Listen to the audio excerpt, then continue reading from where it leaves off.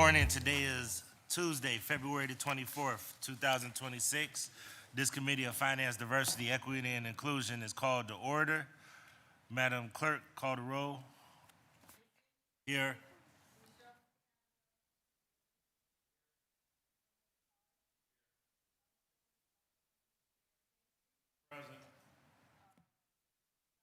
Present. Thank you. I'll read this into the record to get us started. Ordinance number 117-2026 by Councilmember Griffin by departmental request, an emergency ordinance to make appropriations and provide current expenses for the daily operation of all municipal departments of the City of Cleveland for the fiscal year of January 1, 2026 until December 31, 2026. As tradition, I will turn this over to the chair of the respective committee, and the chair for report is the Majority Whip, Charlie Slife. So, Mr. Slife, you have the floor. All right, good morning. Could staff go ahead and read us in port control while the department comes forward to the table? Page 330, Airport General Operations, Director Brian L. Francis. Page 331, 2025 unaudited total salaries, $26,725,495.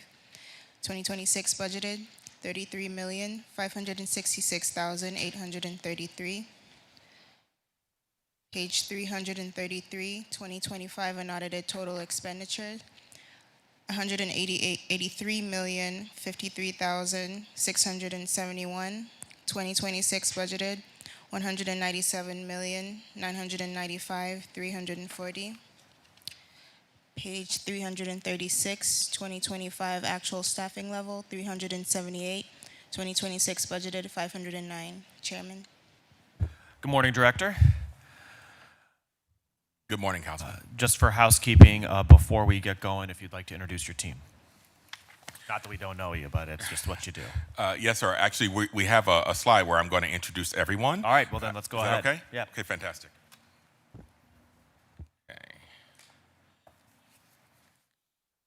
So, good morning, Council. My team and I are pleased to be here today to share some of the great work and energy building within the Department of Port Control across 2025, along with presenting our 2026 budget.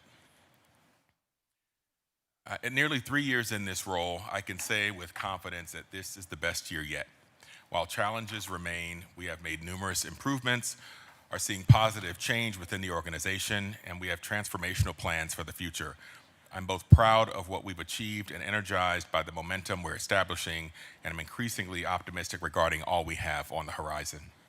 Simply put, we're better positioned and will continue to improve and strengthen going forward. There's been significant change in the senior leadership team over the last year.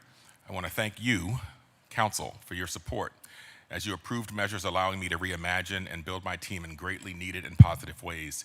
We are now a strong team of 7, as 4 new members have joined since last February. You'll be introduced to the entire team shortly, and all but one of them will participate in today's presentation. There's an incredible amount of buzz throughout the industry around what's envisioned in Cleveland. There are numerous upcoming business opportunities and mounting excitement surrounding Clevolution, the campaign for our Terminal Modernization Development Program, which kicks into high gear later this year. Our story is compelling, with our history as a former hub and the tremendous resurgence of passenger traffic over the last decade. We're advancing a strategy that I believe will result in meaningful wins over the balance of the decade while simultaneously enhancing the guest experience. Now is the time for CLE to step into the spotlight. As the new members of Cleveland City Council are getting settled into your roles, we invite you to visit CLE to learn more about who we are, what we do, and how we do it. Also, new members of the Transportation and Mobility Committee who are interested are also welcome. And if there are others who would like a refresher, please let us know. We'll continue to look forward to sharing information with you. So we'll contact your respective scheduling staff to align calendars for a spring visit. Our focus will center around Cleveland Hopkins as you are participating in the Burke Lakefront Airport hearings, and there is to be a tour scheduled for March, as I understand. So today's presentation will cover the following areas. I'll walk you through the first 2 and kick off the recent highlights and accomplishments portion, then transition to participation by the other members of my leadership team. I'll also provide final thoughts before receiving your questions with the support of City Finance and my team as needed. The Department of Port Control is an enterprise fund of the city, meaning our department receives no direct general fund or local taxpayer dollars for its operation. This is a common misconception that I have heard throughout my entire career, including in Cleveland.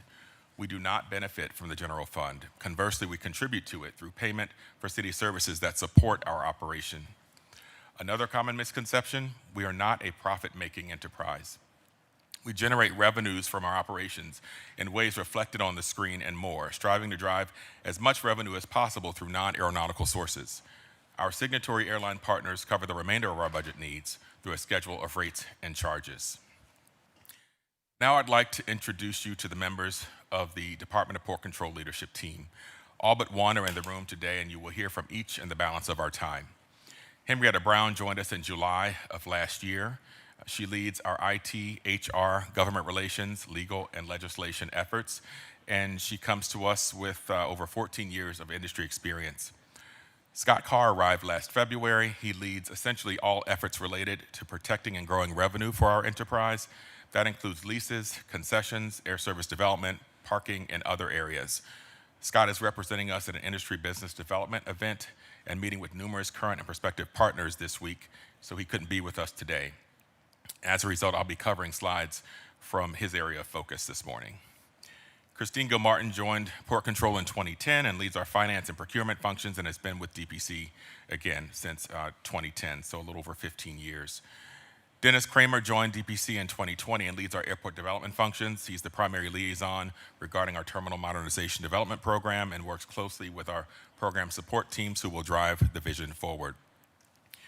Just a note, Christine and Dennis were instrumental in supporting me as we navigated the period before rebuilding the leadership team last year. Megan O'Connell arrived last March and leads our marketing, communications, and guest experience functions. Since her arrival, we have made quite an impact through our media, community, and industry engagement, as well as improving and expanding both internal and external communications. And lastly, Frank Williams, the city's former Director of Public Works, who most of you know well, came on board in June and leads our operations and public safety functions. His teams include custodial, airport operations, facilities maintenance, airfield maintenance, and safety and security, and also Burke Lakefront Airport. Without the collaborative spirit each brings to the office daily, I would not be sitting here speaking of how excited I am about where we are and what is to come. I thank each of them for their ongoing contributions. Here's a quick overview of CLE. Last year, we served over 10 million passengers for the second year in a row, demonstrating a full recovery from the COVID-19 pandemic. We offer nonstop service to more than 40 destinations aboard over 125 daily departures, operated by 10 passenger airlines. As for in-terminal services for our customers, we offer more than 25 dining options and 15 retail shops across the campus. This map represents our geographic location and demonstrates that our market is surrounded by other commercial airports of various sizes. Most of our 10 million annual passengers comes from the area represented in blue. With several regional options, it is critical that we continue working to enhance services with additional flights, nonstop routes, and seat capacity to remain competitive and attractive. I'll touch briefly on these pillars of our enterprise, as you will hear more from my team on each of these areas shortly. So safety, it's our top priority, not just for the sake of regulatory compliance. While we take the lead role, it is for everyone who works within it or uses our facilities to share this responsibility. It is about ensuring people are physically safe and feel secure in our 24/7 high-activity environment. Fiscal responsibility and sustainability. It's our duty to make prudent decisions in how we operate and allocate our operational funding. We do so with discipline and foresight, investing strategically while advancing environmental responsibility and economic impact for Northeast Ohio. People and culture. We're making great progress in our quest to elevate our people beyond classifications, to foster trust, accountability, and collaboration to create a workplace that fuels excellence in service, pride, and ownership. Last year, we initiated a series of team information sharing sessions called the Hopkins Huddle and Burke Briefing. We asked for and received feedback about our execution.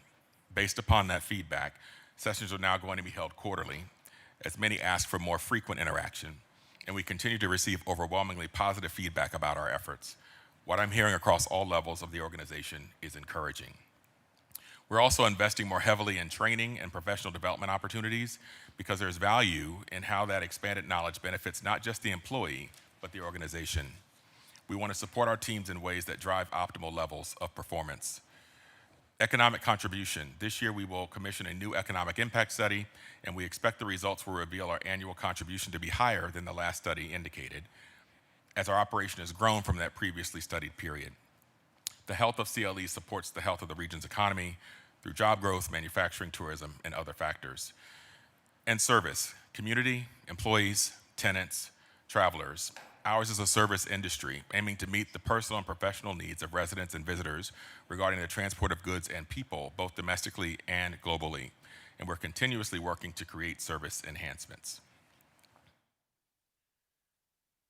So this collage of images represents our most significant news of 2025. It signifies the public introduction of Clevolution, the campaign supporting our terminal modernization development program, which is now underway. Bless you. It will ultimately include new and expanded parking facilities, roadway improvements, a new RTA station, new ground transportation center, and a brand new head house featuring ticketing, baggage claim, passenger screening, and an international arrivals facility. This comprises the landside program, our current focus. Decisions on improvements to the airside, meaning the concourses and gates, will be decided over the next approximately 18 to 24 months. Here's a quick overview of last year's happenings. On May 1st, we received formal approval by our CLE signatory airlines for $301 million of funding, and that will support the design and construction of the new parking structure, the ground transportation center, and the RTA station. The following week, we held a media day, and that was to serve as the public unveiling of the latest evolution of the program.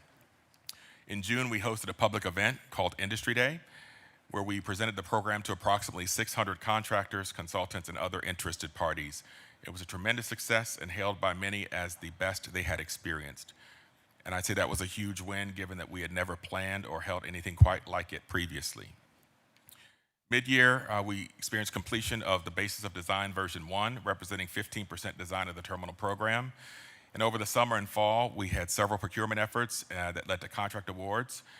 And those included the Gold Lot parking development, the program management construction management team, multi-tenant structures construction and demolition, and parking structure ground transportation center RTA station. This transformational guest experience program will show physical progress in mid-2026 with construction of the Gold Lot advancing, and there's much more to come. Over the last 24 months, our signatory airlines have approved nearly $500 million towards improvements at CLE, demonstrating strong support. It allows us to make great progress on the landside elements as we simultaneously advance design on the new head house and an anticipated airline funding request to follow in 2027. In partnership with our signatory airlines, we will create a modern, accessible, technology-forward, sustainable, world-class guest experience for the city of Cleveland and Northeast Ohio that will solidify the role of this economic asset with the potential to increase its contribution to the health of our region's viability and vitality. Now I'll turn the presentation over to my senior leadership team to walk you through the next several slides. And as I just mentioned, Scott is representing CLE at an industry business development event this week, so I'll be covering his section. And first up is Dennis. Good morning again, everyone. Dennis Kramer, Assistant Director, Airport Development. So Bryant mentioned the work of our group does include our Terminal Modernization Development Program, but we also have other things going on besides that, a lot of airfield work as well. I'm going to touch on those just very briefly. So our FAA grant-funded projects that are kicking off construction this year include Abram Creek Stormwater. That project is $2,405,630. 75% funded by the FAA, 25% local match. It's drainage and control, erosion work, safety and access stairs, and access roadway, and it is critical for our environmental compliance of stormwater at the airport. The second one that's kicking off this year is our Taxiway Victor Extension Project. It comes in at $4,296,206, also again FAA funded. This facilitates some additional hangar development area on the west side, adjacent to where Sherwin-Williams recently built their new hangar. And finally, the big one for the year is our wildlife fence replacement project. This is $32 million, $478,538. Again, also FAA grant funded. This is the replacement of our entire fence around the entire airport, approximately 51,000 lineal feet of fencing and all new gates. And it will provide enhanced safety and security features. So with that, I'll turn it back to Brian. Thank you, Dennis. So we'll talk briefly about air service development. We've been working hard to reintroduce the Cleveland market to several of our airlines, existing airlines, and also prospective new entrants. And we're beginning to see the results of those efforts as several airlines have announced new or enhanced service at CLE. And you'll see those represented here on the screen. JetBlue, back in late December, they announced new daily service to JFK, which will operate year-round. That begins at the end of March. American Airlines will be establishing daily year-round service to Los Angeles. That will begin in April. And also they're enhancing service to Chicago, Miami, and Phoenix. And of note, Phoenix is actually a market that American has served seasonally, going up to around 9 months or so of nonstop service, but then taking a hiatus for the summer season. But over the weekend, they loaded the schedule to fill in that gap. And so now that service to Phoenix will be operated on a year-round basis. So that's a result of the efforts that we've been making to tell the Cleveland story, talk about opportunities, and those opportunities are being seen and realized as enough benefit for airlines to consider and put into practice. Air Canada, a couple of months back, they introduced daily seasonal service to Montreal, and so that will begin in early May. And that service is important because there are, first of all, we don't have service to Montreal nonstop today, but also Air Canada operates a hub there in addition to Toronto. But there are some unique markets that they serve from Montreal to Europe and Africa that they don't serve from Toronto. So that's an enhancement, certainly, of their service and network connectivity. And lastly, Aer Lingus, which began service in Cleveland in May of 2023. They have steadily increased that service, going up to this winter 4 times per week, and they will be operating 6 times per week this summer. And we are working with them, provided that the service continues to operate strongly as it has thus far. We'll be working with them to see if we can get that service stepped up to daily for summer 2027. So we're always looking for ways to enhance the overall guest experience, and this is to remain the airport of choice for most Northeast Ohio travelers. Among the newest additions are Avant Car Care and Jabberbox. Avant Car Care is now available at Valley Parking as well as in the parking garage, offering a variety of car services from interior detailing to oil changes and tire rotation. The service has been in place for several months and is gaining traction. Also, Jabberbox units have been added to all 3 concourses. There are a pair of units in Concourse A, B, and C. They provide a private technology-equipped workspace that is distraction-free for meetings, virtual calls, etc. They were installed in January and are gaining in popularity. Talking about parking enhancements, this was a unique way to leverage technology to improve the service that we provide to our passengers and tenants. Bus Genius, this system has been added to all Brown Lot and River Edge employee lot shuttle buses. It provides shuttle bus tracking, predictive wait times for each bus stop, and analytics to monitor and improve service quality. And now I will turn things over to Frank Williams. Thank you, Frank. Thank you, Director. Good morning. Good to see you, Council Member. Just a few things that we have been working on. I started in the month of June of last year, and we hit the ground running, especially as it relates to our people, processes, and the services that we provide. Just a few items that we wanted to highlight for you on today. First, we had staff that attended and spoke at managing drones for unauthorized usage at airport systems in Denver. We had staff representing the city of Cleveland, Cleveland airports in that area. We had 10 firefighters test into and get their master firefighters designation on last year, and we're working to get more with those designations this year. We also we heard and we understand the need for security and safety, and we understand that it's both a feeling as well as also a implementation physically. So we added 90 cameras into the smart garage, strategically placed so that we can see more areas in real time, and we've already gotten quite a bit of feedback from our customers noticing the additional aspects of security that we've taken. Throughout the airport system, we really focus on the development of our staff and also being able to work together. This project that we had here, our Building 214 renovation, involved all of our trades, custodial, window washers, and everyone working together in collaboration while still keeping their main processes intact, but also being able to shift and help keep cost savings in place for this renovation. When we speak of productivity and performance, we really focus on the opportunity to give our staff more tools and more training. This project here for our engineered materials arresting system is usually a project that would be contracted out, but we did that project in-house with staff, and it became a great skills training event, a cost savings implementation, and also extends the life expectancy of this material arresting system for another 10 years. Good morning, everyone. Megan O'Connell. I oversee marketing, communications, and guest experience at CLE. And over the last year, my team has had one primary goal, which is to make CLE the airport of choice.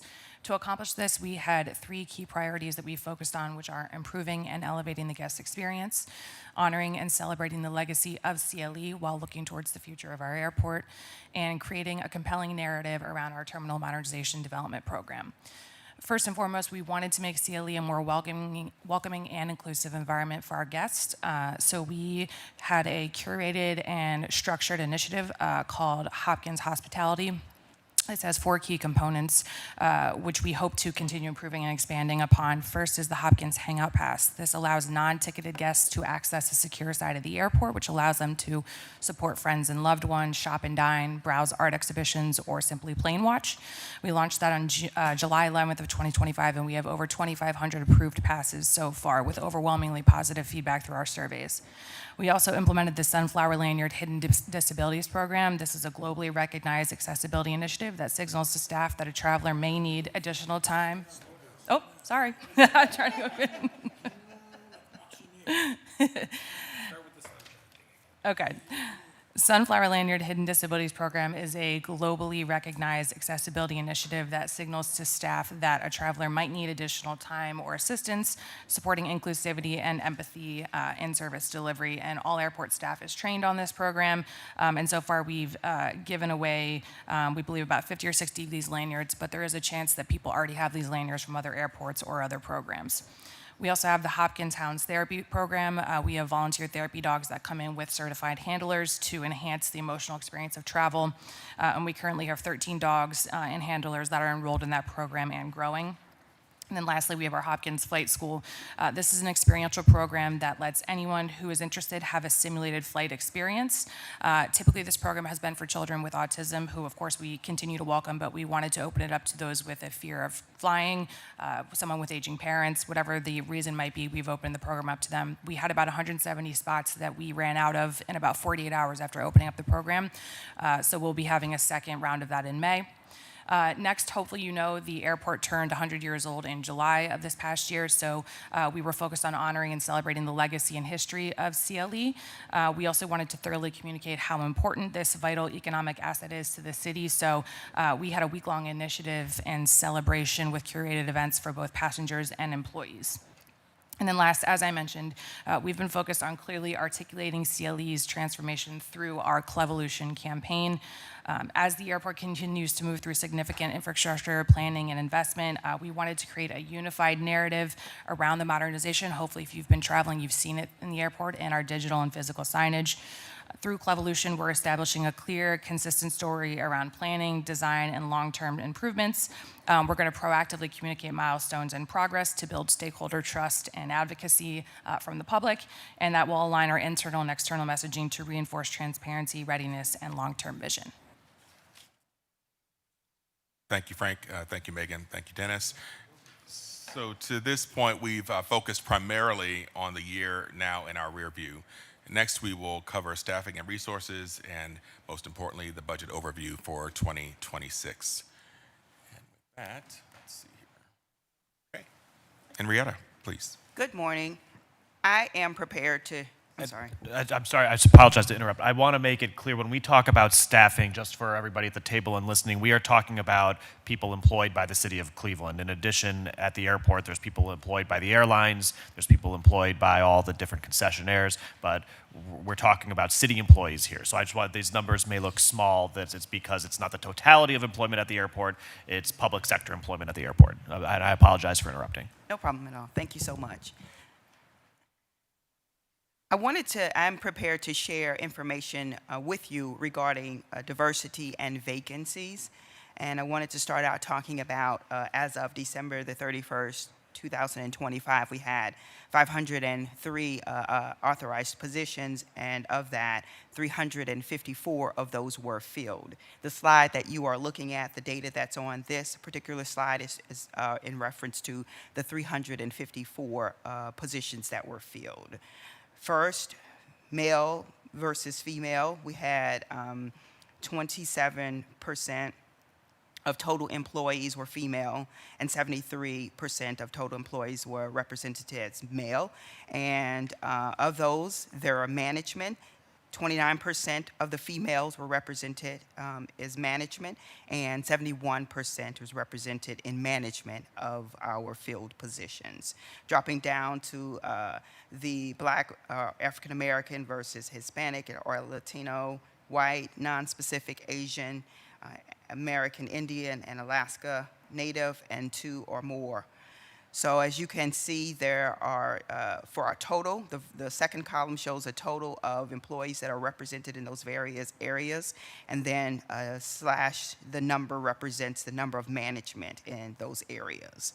Also, in addition to the numbers, there are the percentages. I want to pause and share with you first and foremost, of the 354 positions that we had filled as of December 31st, since then, subsequent to that time, up until now, we have onboarded 16 additional positions, and I really want to stress the importance of the relationship between HR here at Cleveland CLE compared to HR at the city, as well as civil service. We have been indebted to the service and the support that they have given us to continue to fill our positions, and so I really want to shout out to Matt and Rashawn on all of the work that they've done to help us to fill our positions and continue to fill our positions. I also want to point out that, as you can see, the percentages as it relates to the various African American versus Hispanic and white,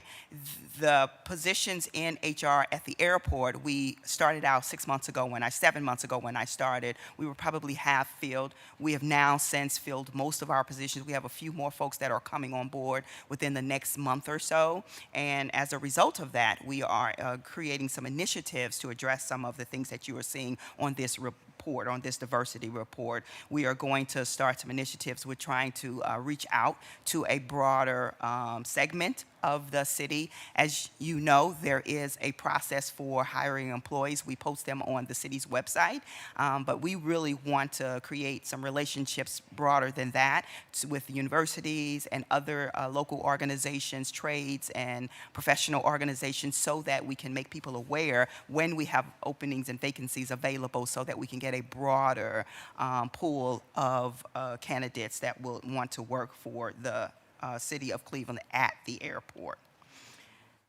As we move to the next slide and talk about the vacancies of those 149, which is the difference between the 503 and 354. These are the 149 positions that were vacant on this first slide.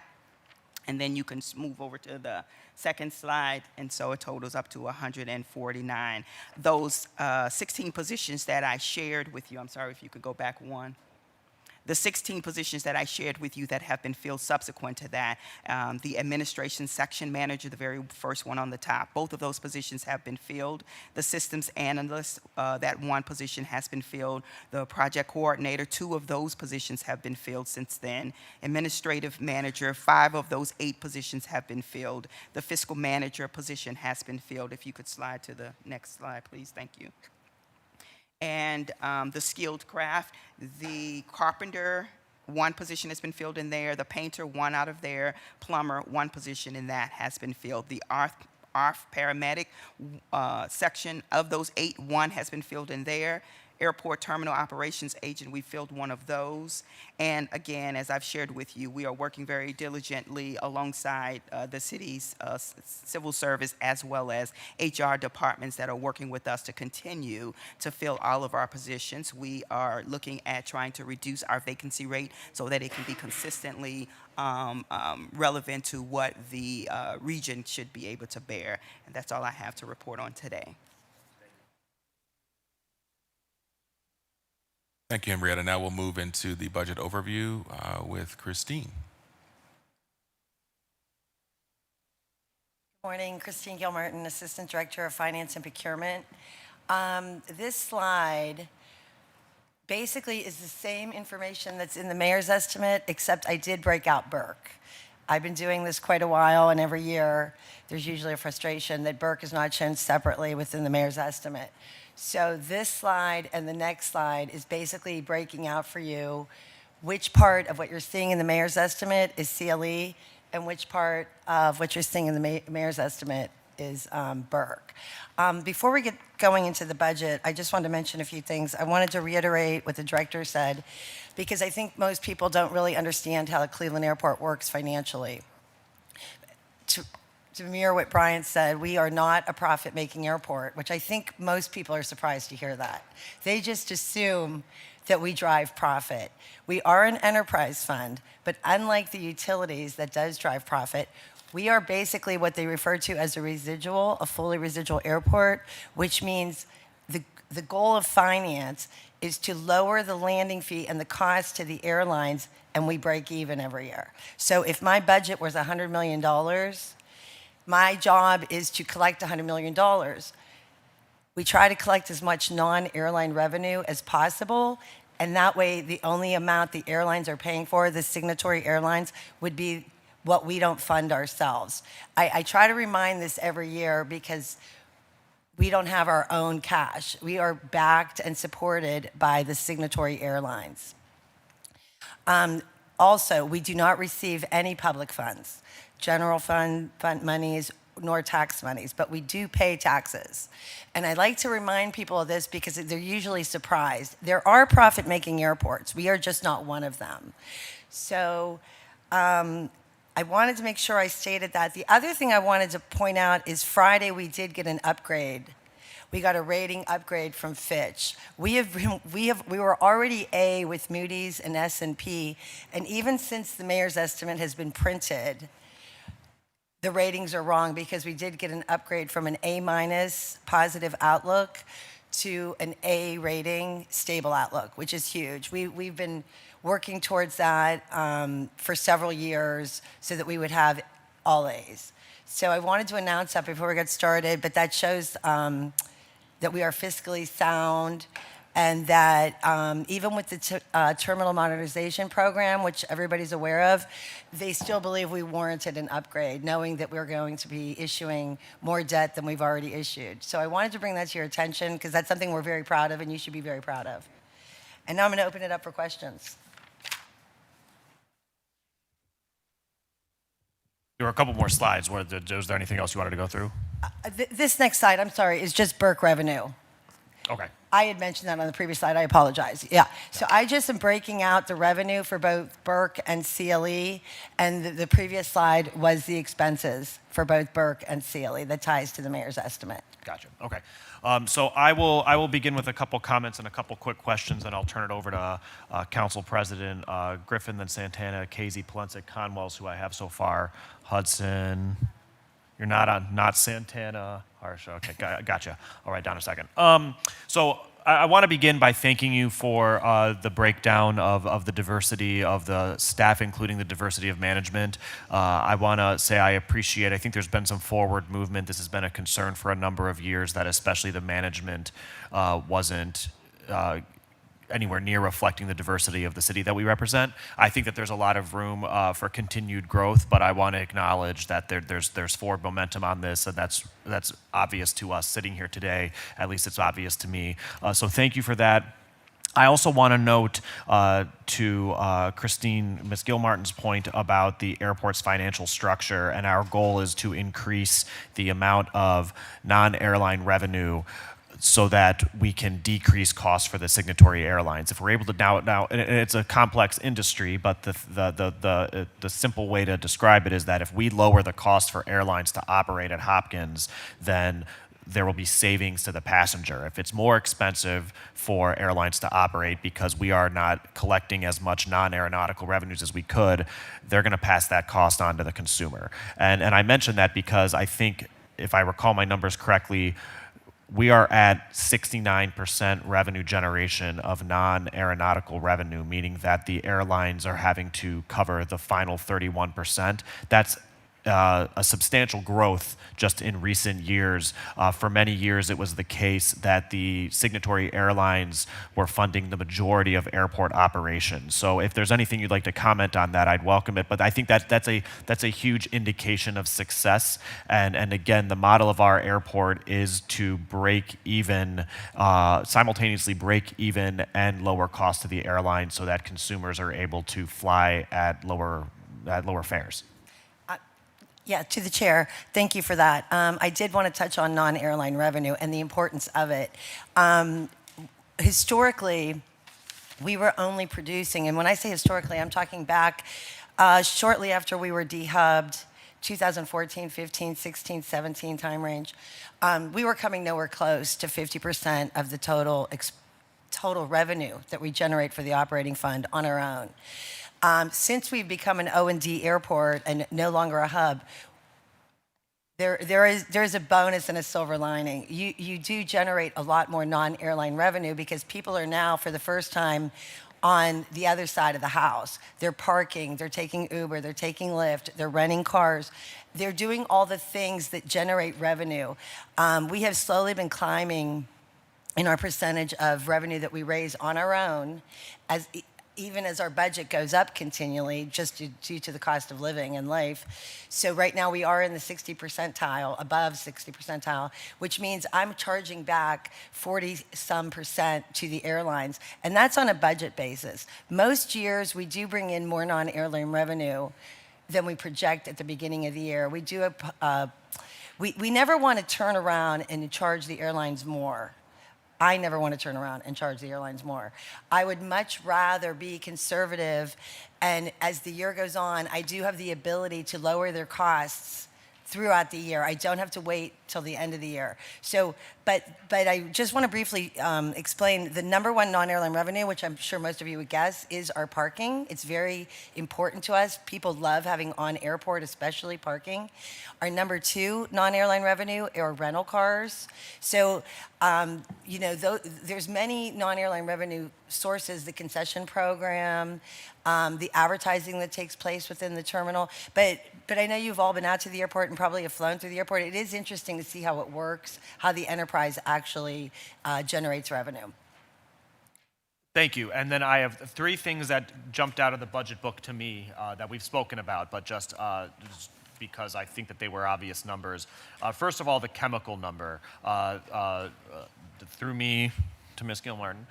There's on page, so we're on page 332 under materials and supplies. It's the fifth item down, and I noted it just because there's peaks and valleys in the actuals, and we budgeted sort of low last year. It came in the cost of $500,000 above that, and now we're budgeting just over $1 million. And could you explain the fluctuation in the chemical costs? To the chair, absolutely. So the chemical line for DPC, that's the materials we use on the airfield to keep the airfield safe. We did have a budget of $1.2 million in 2025. However, around November, I had surplus funds in the budget, so we thought we were hearing we were going to have a heavy snowfall, so we increased it by $500,000 at the end of 2025 so that they could encumber those funds and have it for the upcoming winter season. The flip side of that is we had so much money going in when the budget was submitted in October that we now budgeted for 2026, $1.1 million. We will probably have to do the same thing in 2026. I will probably have to find, because we are going through those funds, and we'll increase that line from what available funding we find in the operating budget this year. Okay. Thank you. And then another item under expenditures, third from the bottom, the transfer to other airport funds, which has been $12 million annually, but has increased to $15 million. Could you explain to us what transfer to other airport fund is? Yeah, to the chair. So the transfer to other airport funds, that is per our master lease, and that is discretionary funding that we get from our airlines. It is literally baked into our master lease. It's an amount that they give us. We can use it at our discretion. We typically use it for matches of grants. Our previous lease, which ended on 12/31, had a dollar amount of $12 million. So every year I would basically transfer $12 million over to capital. Starting in 2026, we are under a new master lease, and the current master lease allows us to take $15 million with the CPI baked into it. So as the years go by, we can increase that based on consumer price index.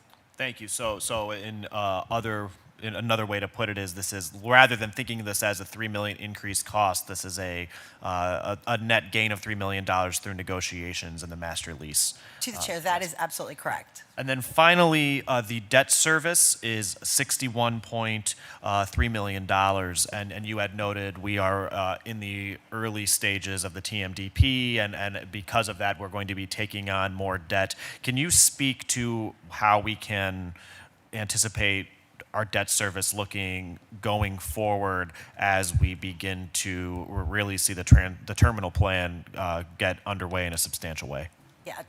To the chair, again, that's a great question. So we've been doing a lot of modeling for the airlines, and our goal is to keep what we call the CPE, the cost per employment. They don't want to see it going up because that's their costs. So what we've been doing is modeling it, taking into account our existing debt. So our legacy debt, the current debt that we hold today, that is rolling off quickly. So the last payment of the airport's existing long-term debt will be 1/1/2048 in its entirety. However, 85.7 of our current debt, which is $271 million, will be paid by 1/1/2031. And that's important because if you are paying off 86% of your debt, you can take on more debt, just as if you sold your house and you wanted to take out debt for something else. Keep the numbers smooth where it doesn't go too high for the airlines, and they can commit to the program and hopefully commit to putting more money into the program.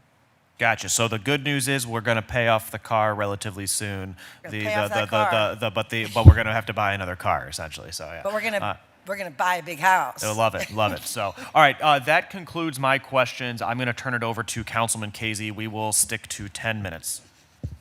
Thank you, Mr. Chairman. Mr. Chairman, to the director, I've been consistent for the last 2 weeks on this, on page 331.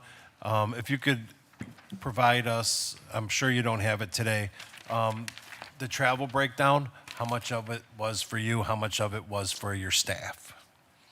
Yeah, through the chair to the council person, yes, we will do that. And also a fair amount of that budget is actually for memberships, for industry associations. Okay. But certainly, yeah, we can provide that detail. Okay. Thank you. And then I want to point out to the table on page 331, the very last line, under electricity other, how much we pay the non-owned electric company that provides electricity to the airport is almost $5 million a year. I don't know how that's not going to go up by that much with the price of electricity going up, but I just want to red flag that to the table on how much we actually pay for electricity at the airport. On page 332, Mr. Chairman, to the director, if we can also get a breakdown of whatever the professional services are that we pay for 9.66 million a year, Through the chair, yes. Yes, sir, we will. as well as the other contractual, which is down on that line for 16 million. And then on page 334, under revenues, I know that you had just did the transfer to other airport, that master lease grant, but we also have grant revenue as zero this year. Does that mean that the airport itself is not going out for any type of grant this year? Can you explain why we have zero grant revenue when we know we go out for grants?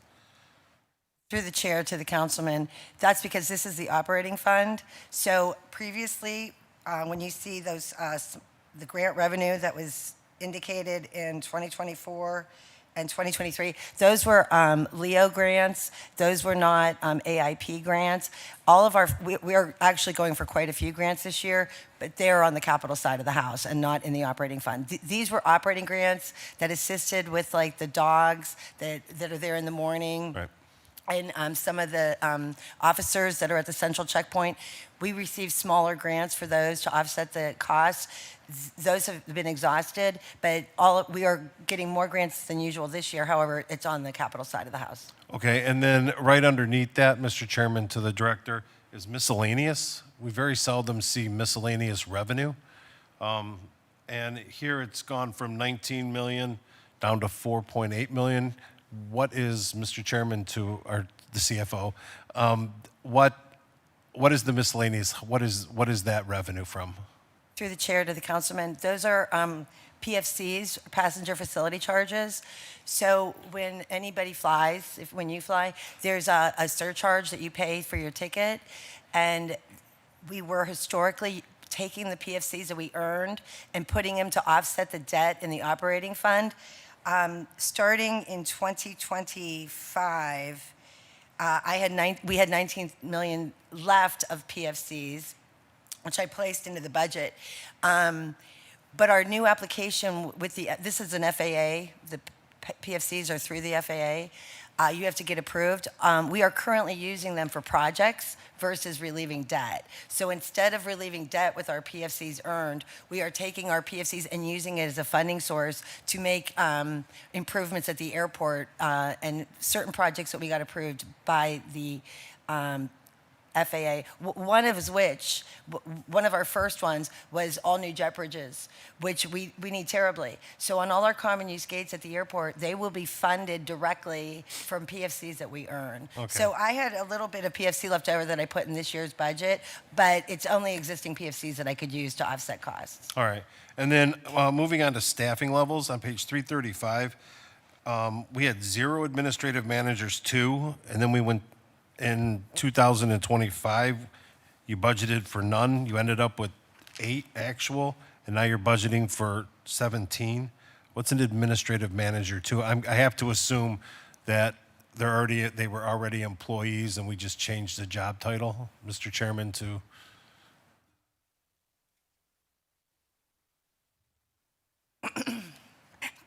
To the council through the chair, that is correct. They were reclassified through civil service, those titles of administrative too. Okay, and then 2 under that, we haven't had an airport ARF chief in 2 years.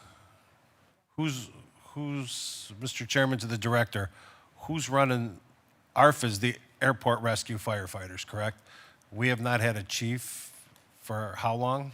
Through the chair to the councilperson, we have an interim chief, so there is a chief there, just not one that we have made permanent in terms of that classification at this time. All right, Mr. Chairman, to the director, is there at least somebody in charge where if something went wrong, there would be somebody to say, is there an interim? Through the chair, through the councilperson, yes, sir, there is interim. All right, in and do we place. plan on naming a permanent chief anytime We expect soon? to do so this year through the chair to the councilperson, yes. Okay, and then on page 336, under technicians, airport terminal operations agent, we went from 0 to 14. Is that a reclassification again? Yes, through the chair to the council. Yes, that Were, is a were those our former airport operation agents because we went from 30 to 15? Is that That the is whole correct. thing? Okay. And then, Mr. Chairman, to the director, I would be remiss if I didn't touch on this subject, and that is NOACA recently came out with a study regarding airport traffic for when that monstrosity gets built next door to the airport. And in that, they indicated that during event times, that traffic would only be increased by 30 seconds in trying to get to the airport. Do you believe that, Mr. Chairman, to the director? So through the chair to the councilman, we are continuing to work with NOACA and the city of Brook Park, as well as the Haslam Sports Group, around all those elements related to the traffic that is expected to be generated on event days. So I would say that work continues to evolve, and we'll continue to advocate for what's in our best interest to protect our users of the airport and the employees who work there. Mr. Chairman, to the director, I can appreciate that, but NOACA's already come out with their study, right? And according to them, Hopkins was involved in the study, which increased traffic by only 30 seconds getting to the airport during event times. And I just don't see how that would be possible. But if that's your answer, I understand the situation that you're in and what you can say. The last thing I would like to say, Mr. Chairman, to the director is the bathrooms at the airport. And I'm not talking about the small dingy ones that everybody complains about. I'm talking about the ADA accessible ones with the adult changing stations, which actually helped us in landing the Special Olympics in 2030. So I couldn't be happier that was done. I was glad to be a part of that, but I think that was a major feather in your hat for a small population, but I think it really had been able to change the lives of some of our travelers. Agree through the chair to the councilperson. Thank you for your advocacy there. Thank you. And for the addition that we were able to make on the land side through the new restrooms next to the central checkpoint.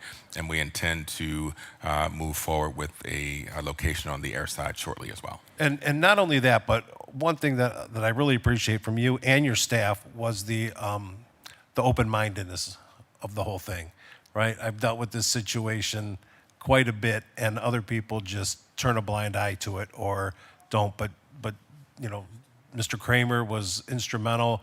As soon as we brought it up and we were able to bring the county in, you guys didn't bat an eye. You just said, let's see how we can get it done, and you got it done. So for that, I give you major, major kudos. Thank you, Mr. Thank you Chair. through the chair to the councilperson. Appreciate that. We're just looking to do what we can to meet the needs of more of our users, and this was certainly a big step in that direction. Thank you again. Thank you, Councilman Casey. And I guess in an effort to kind of maybe red pill my colleagues, just in reference to the quote unquote dingy bathrooms, I think something that really frustrates me is that we can acknowledge a limitation while being fair about it. Our airport was built not just decades ago, but for a airline industry that has evolved substantially. And I think one of the complaints I hear about the bathrooms, one, fails to acknowledge that we now have 200 people getting off a plane, rushing into a bathroom that was not designed to accommodate so many people in such a span of time. And also, it really frustrates me, I think, Mr. Williams, if you could pass this on to your staff, like the implicit insult of city employees who are working very diligently, but when there is a massive rush of dozens of people into a small space, I don't think it's practical practical to be able to clean it in real time to people's expectations. It is one of the airport's limitations, which is why we're having these larger conversations about how to modernize the facility. I just wish we could have those conversations without people feeling the need to project their pessimism outwards or insult hardworking people that are employed at the airport. With that, I will turn it over to Councilman Palencic, followed by Conwell, Hudson, Harsh, Shaw, and Davis. Thank you, Mr. Chairman, my honorable colleagues, and to the director and the staff that are here. I want to just follow up on some of the questions that have already been established at the table. First of all, to the director, who does long-term planning for the airport?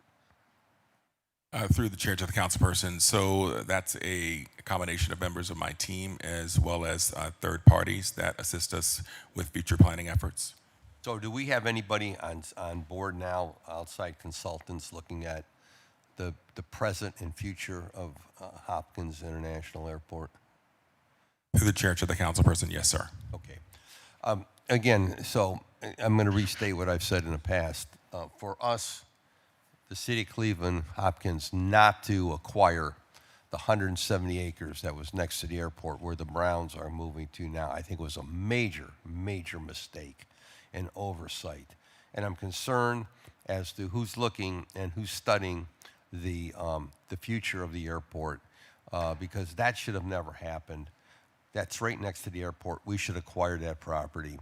And every time I ride past it over there, I just say, I can't believe there was such a major mistake made by not, again, seeing the obvious and not moving expeditiously to acquire that property.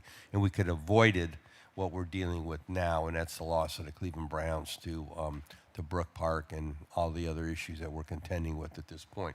So I want to state that for the record. Mr. Chairman, my honorable colleagues, again, to the administration. Councilman Casey touched on it a moment ago, the power source at Hopkins. And Ms. Gil Martin indicated on page 334, under the miscellaneous revenue, when Councilman Casey asked the question about the decrease in revenue, and she indicated it was being used for other capital projects within the complex. I got to tell you, we have got to figure out how to get the airport on CPP. And we could have utilized some of that money to help put the system in the grid system in that we needed to switch the airport over. And I got to say this because in the long run, when you look at the amount of electricity that we spend at the airport, the amount of money we spend for electricity at the airport, in the long run will do us far better to try to get on CPP as soon as we can. And so again, I want to say that, and I want to thank Councilman Casey for bringing that to our attention. And I want to continue to stress the fact that we need to get on CPP. We need to get off of First Energy, who did everything they could to kill the CPP system. So again, Mr. Chairman, and I appreciate, again, your due diligence on this issue, but I'm going to continue to raise that until there is a system, a process in place to switch us over. I also want to touch on the employment. I'm extremely disappointed how many vacancies there are. I mean, when you look at your vacancy, man, you got a lot of open jobs out there. So what are we doing to either create partnerships with CMSD, with the unions? What are we doing to create opportunity? I mean, I have to assume that, and if you can tell us or not, what would be give me what the lowest pay would be out there at the airport for an employee. Someone could tell us that? Through the chair to council, I do not have that information available, but I can provide it for you. But I have to believe that the majority of the jobs out there are good paying jobs. Correct? Correct. Okay. So then, I don't care if it's apprenticeships. I don't care what. We got to figure out how to fill these positions. when you look at, and I'm looking at your handout,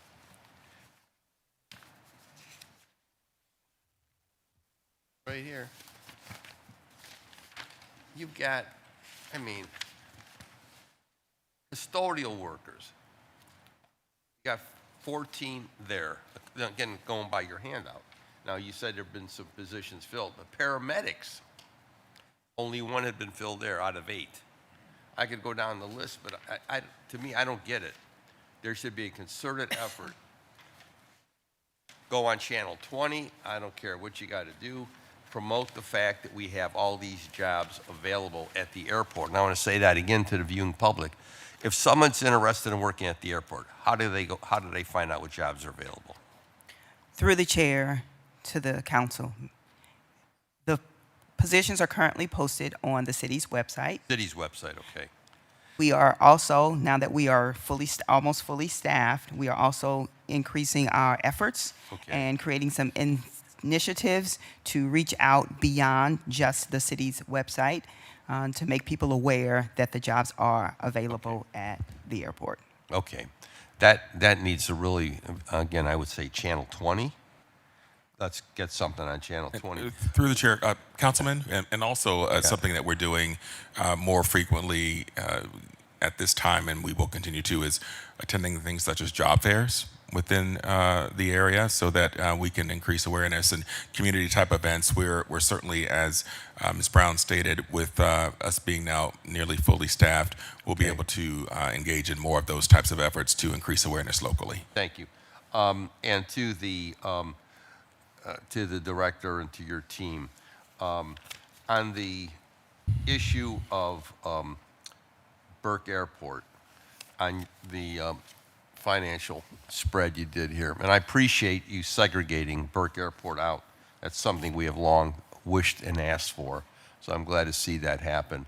What I don't understand is on Burke, and please correct me if there's a mistake here, you went in 2025 budgeted expense for travel and training, nothing. Unaudited, nothing, and now travel and training at Burke Airport, $3 million. Through the chair, that's $3,000. Is that 3,000? Yes, sir. Okay, then I'm looking at this wrong. Okay. Yeah. So it's 3,000 for travel and training. Yes, sir. That is Trying correct. to get my For Burke. glasses fixed here. So at this point, is there anything else on this list that you have not added as it pertains to giving us a good snapshot on Burke Airport? Through the chair to the councilman, we received some pre-budget requests on Burke that I did submit. Yes. From the councilman. So I don't know if you have that information, but what was requested, I brought a copy of what I sent for council. We gave you Burke revenue and expenses, of course, and then I was requested to give a 10-year background of Burke revenue and expenses, which I Okay. submitted to City Council. Good. And they wanted the head count by position. Yes. And that was submitted to City Council. So those are the other items that we provided you regarding Burke Okay. details. And I don't know if that has been disseminated, all that information. I did have the document here that is, I'm assuming this was given by staff to us, some information on Burke Airport. What I found interesting, Mr. Chairman, on Burke was when we asked the question about the airport in size. Burke Airport, again, as we've heard, is 450 acres. But the longest runway at Burke is 6,604 feet. That's 1,000 feet more than at Cuyahoga County Airport. That's well over 1,000 feet longer than Lake County Airport. And it's, again, well over 1,000 feet longer than Lorain County Regional Airport. So within the region of what we call the smaller airports, Burke has the longest runway, which is something we need to think about when we talk about the future Burke Airport. that's a tremendous asset to have an airport runway that long at Burke Airport. On the expenditure side, on 331, and then going into staffing, where do the police officers show up? CPD officers assigned to Burke, Mr. Chairman, to the administration. Through the chair to the councilman, the CPD audit CLE fall on page 333 under interdepartmental service charges. The number one item there is charges from general fund, and that line includes CPD. Oh, wait a minute, let me look, I'm looking. Yeah, it's in the middle there where it says interdepartmental service charges. Okay. On the list here.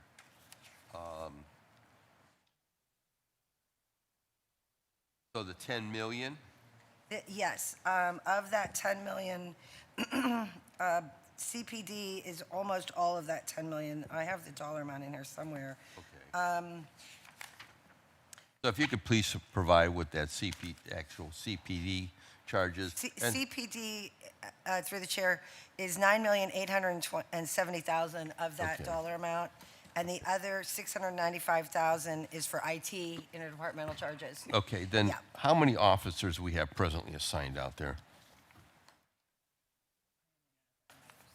Through the chair, we can provide that information at a later time, sir. Okay. Mr. Chairman, I would request that information, how many CPD officers are out there. And then let me see what else I have on my plate here.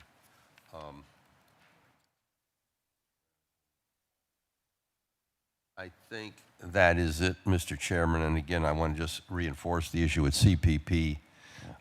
We need to do everything we can to address that. And I would hope the administration would take that, the concern of us seriously as it pertains. In the long run, we'll save a lot of money by going to CPP. I will tell you that right now at the airport. So that's nothing that we should overlook. And again, Mr. Chairman, I want to thank you for your due diligence on airport issues. And I have no further questions. Thank you. Thank you. By the way, I just want to say, glad to see Frank Williams back at the table. Thank you. Little Agreed, PTSD, sir. huh? Agreed. Thank you, Councilman Polensek. I completely agree on CPP. I think another added value of having municipal electric at the airport would be it makes it, I think, more lucrative to start to do some solar and more sustainable things that we can pump back into the network instead of it just kind of fading away with CEI. I will layer onto your idea and say right now it would be about a 5-mile radial run to get CPP connected to the airport, and from a reliability standpoint, that's sort of not all that appealing because if something happens in that 5 miles and the airport's out of power. So I think that the most strategic way to do it, and I don't know if my colleagues recognize this, CPP by and large does not serve west of West 117th Street where 1 in 7 city residents live. So if we were able to connect the airport and loop it around the neighborhood, not only would we be able to serve the airport, but we would also be able to provide CPP with a very large new customer base and give all Cleveland residents, or nearly all Cleveland residents, the opportunity to have a benefit from electric competition. With that, I will turn it over to Councilman Conwell. Thank you very much. I want to also,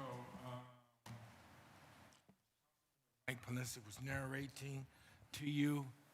Did you have a plan to cultivate workers, to build them up and constantly train them and promote them on the workers that you have there already? Through the chair to Human Resource Manager, right? All right. And what's your name? Henrietta Brown. All right. Director Brown. Through the chair to the councilman, yes, we are now almost fully staffed, and we have a number of initiatives to promote professional development, trainings in the labor areas, and all of that. So yes, to answer your question, we do. Why so many, through the chair, why so many openings? I mean, you plan ahead of time because you look at attrition, and when attrition happens, you're going to say, okay, it's going to be some spot openings, so let me start interviewing right now. Let me hire recruiters. You got recruiters as well through the chair. Is that right, Director? Right. Yeah, your recruiters to bring people in, because it costs a lot of money even during the attrition through the chair. When when you lose workers? Through the chair to the councilman, you are absolutely correct, and that is why there have been a concerted effort over the last 7 months when I joined CLE, and the HR department was half of the staff that's there. And now that we have built that up and we are almost fully staffed, those energies and efforts are going to increase. I imagine that, and we anticipate that these positions will drop down to a reasonable vacancy rate very soon. However, we do need to continue through the processes of the city civil service and HR procedures of posting positions, as well as expanding our reach beyond just posting positions on the city's website. So I agree with you. Right, because I know when you showed us the list, what is the average wage of? It's probably hard to do that through the chair for a worker. And when you showed that to me, you broke down the how many African Americans you had working there, how many Spanish is working there. And so what is basically, their average wage, and what job spot are they working for, like purchasing and procurement, director there? How many African Americans are directors of purchasing and procurement?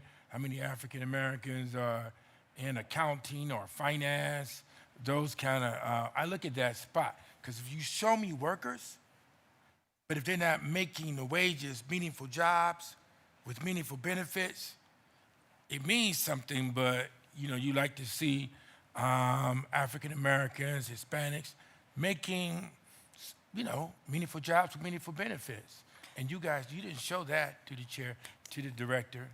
Through the chair to the councilman, I do not have that information available today, but what I can do is provide, based on these categories, administrative and officials, administrative support, professionals, on down how it's presented in the budget book. We can present to you what the diversity is in there, as well as the average wage for those sections. Good. To the airport director, I was going to reach out to you, but I've been so busy with other things. I was at a great place where Councilmember Starr is at East Tech, children working with hospitality management. Is there a way you could start through the chair a program to help those children out? Because they're working there, but it's the application of the knowledge. If you have some kind of program, I had mentioned it to Councilmember Starr. I was going to mention that to you through the chair. So through the chair to the councilman, we do have programs established through the city for internships, opportunities of that sort where interested individuals can apply and work in city departments across the summer.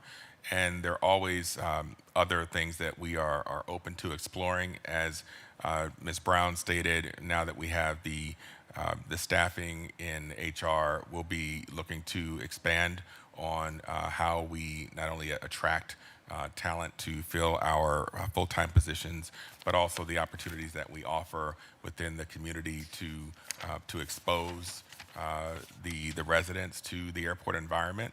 And that's something that I have had in place at other airports, and something that we have done, but more sporadically than what I'd like to see going forward. And I think now with Ms. Brown's leadership, we'll be able to get there on many levels, including that one.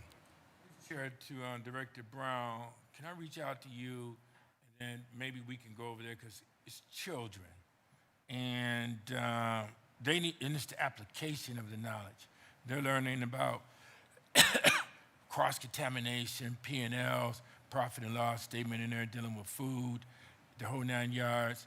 And then you have the airport there, and you got to give them a chance to work there. I mean, I'm okay with what you said, Director, but these children, they got to have a break. And I was there watching that. And anywhere I'm at in the city, you're a Cleveland City Council member, and you have to help people out. Through the chair to Director Brown.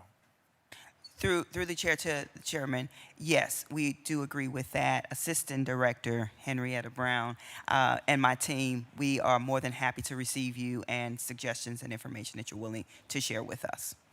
I'll get your card from you, because you got to get these children a break. Children have to know that they can count on you, Director, and that's very important. I saw that, and I said, I'll wait until I'll catch you either at Finance Committee or if I end up reaching out to you here. It's great. It's great. Isn't that true, Councilmember Stein? Children, I mean. And through the chair to the councilman, another thing I would add is that we have also participated in job fairs that have been held at the airport, sponsored through the Arizona Alliance, because keep in mind, we're just one entity at the airport of 500 individuals, but there are thousands of jobs at the airport. And so we have had or participated in numerous job fairs that have been held at the airport as one of the entities that has opportunities for employment, as well as many other tenants at the airport. So those are things that are happening on a rotating basis as well, that allow us to expand sort of the knowledge and understanding of the opportunities that are available as far as jobs and careers go at the airport. That's great. That's great. Because, you know, I looked at your system, and I see you have Host Marriott and the whole 9 yards, and the students can get a break there from East Tech, as well as there's other training, if you work with CMSD, that we can help out to cultivate students. And that can help you as a pipeline, as Councilmember Mike Polinsky was narrating to you, Director. All right, so I'll talk with you about it. And I think that would help with your attrition. How's your attrition doing? Through the chair to the director. Through the chair to the councilman, that is one of the metrics that we are going to start tracking. We had not been tracking that before. Along with the vacancy rate, we will be maintaining and monitoring our retention rate. Yeah, they correlated. They're correlated. And it's also correlated to the chair to the director, Brown, your training. There has to be ongoing training dollars. Let me ask you this, and I know we're in the operating budget, but your hiring of African Americans, when I was out there a few months ago with this capital project, how are you recruiting there to put African Americans and people of color and females to work? You gotta believe in the power of work, and that's important. Through the chair to the councilman, I'll ask Director Kramer to come forward and speak a bit to that. We are working closely with the office, the OEO department within the city as it relates to the overall terminal program and the establishment of what we're looking for in terms of local participation. But we can have Mr. Kramer speak a little bit more further to those efforts and the collaboration with OEO. Thank you, Director. Sir, through the chair. Through the chair to the councilperson, yes. So all of the terminal modernization program procurements that we've done to date, we included provisions in those documents about community impact. And what we've been have happen is all of the teams that are presenting and proposing on these procurements, they're presenting to us how they can most benefit the community and how they're going to bring community impact to the program. And we're actually using it as a metric to evaluate the teams. And you know, it's a factor in deciding who we choose for these procurements in who can deliver the greatest community impact. We've been closely working with Director Mitchell and OEO and working with these teams to making sure that all of these contracts and all of the whole terminal program has the greatest community impact that it possibly can. You know what, and then I'll yield. Because I was at the airport. Sorry, Director Brian. I was at the airport, and I talked about that. 2 programs you need, because a lot of times when people close a project out with this capital budget, they wash their hands and they're gone. I need, and we need, a preventive maintenance program that we bring in African Americans and people of color in that preventive maintenance program. And we also need, what you mentioned earlier, purchasing and procurement. Those things is ongoing, just ongoing, and you could create wealth and you could help that out, and people, you could bring in meaningful jobs with meaningful benefits. Through the chair. Yes, I agree. Through the chair to the councilperson, I agree. And we're building these robust community impact plans on all of the teams. There are specific representatives and consultants that are part of that process to make sure that we're looking at it long term, like you suggest, into the future, and we're making sure we keep that very cognizant. Yeah, and I'm going to, I see you looking at me out your side eyes. When you do the training, and I saw the training that you're doing, and you're going to cultivate workers. I think that, you know, those certifications through the chair is great, Six Sigma, project management, and when you cultivate the workers, project management at an airport, that would be really good. Skills they could take and skills that could pay the bills, and they could take that with them, whatever. But you got to control that attrition. And thank you very much. Great seeing you, man. Thank you, Councilman Conwell. And those are really important questions. And I will say there are people out there who question why the airport is city-owned. And I think there's a number of reasons why I support city ownership, but a significant one is that we are able to ensure that people in our communities are being connected, that it's a value of ours that people are being connected to job opportunities, whether it's directly with the airport or through the capital plan. And if there was some for-profit ownership, I'm not sure, I'm skeptical that would be elevated as a goal. Also, in there's no bad ideas in brainstorming, I would venture to guess that a lot of kids growing up in Cleveland have never been to the airport. Their families may not fly, and I wonder if there's opportunities through field trips and other things to start to get kids interested by just being physically present, especially because there's so many ins and outs that come with getting a job within the secure gate, and you have to pass security clearances. And if a 12-year-old wants to dream of working at the airport one day, then we need to make sure that that kid is on the right path to not just qualifying for the job, but also being able to overcome a lot of the barriers that are unique to getting a job at the airport relative to federal security clearances that we have no control over. To the chair, Go ahead.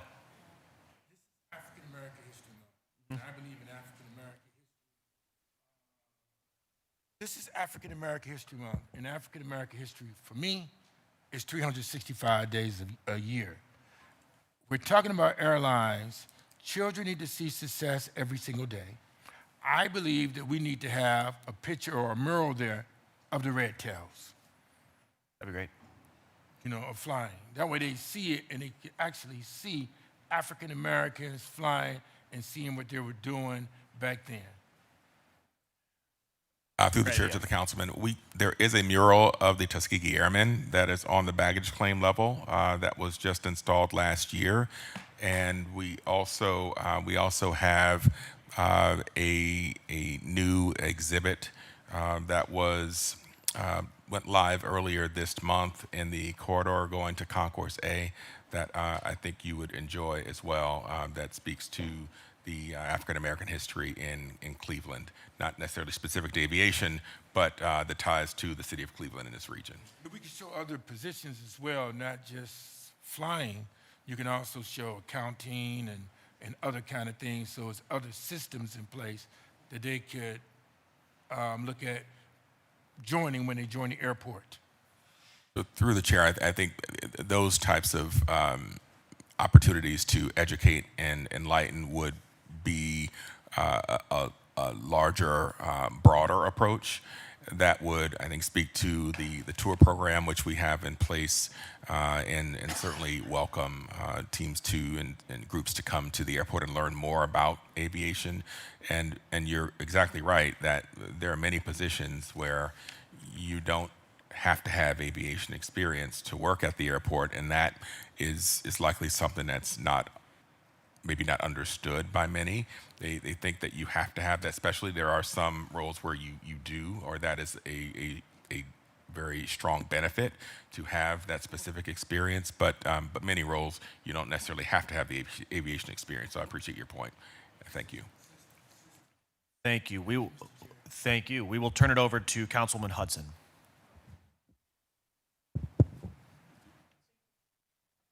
Thank you, Mr. Chair. First, I just want to go along with my colleagues and say that I'd really like to see an investment in Cleveland Public Power, in particular for the airport. That is quite a lot of money that we're giving each year to First Energy. And then through the chair, on page 330, with the output metrics, why aren't there any figures shown for 2025? Through the chair to the council person, because our metrics are based on full accrual, meaning it is misleading if I have to have a completed audited year to give what is actually our CPE and our landed weights and our total passengers. So our financial statements are done. Right now, they're working on the 2025s.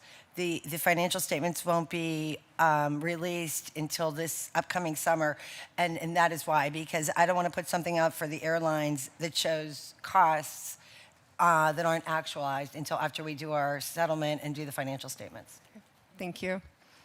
And then moving on to expenditures through the chair on page 322. Can you explain the fluctuations for computer hardware? I see that, for example, in 2025, it was $285,580 spent, but then in the 2025 unaudited amount was only $81,420. I'm just, wondering why there's such a variation between years.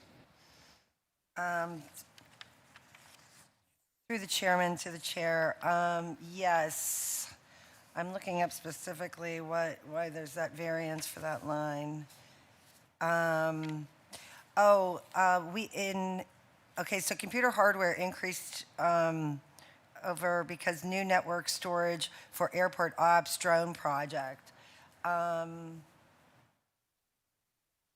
So are you asking about the increase from 25 to 26, or are you asking about the increase overall from previous years?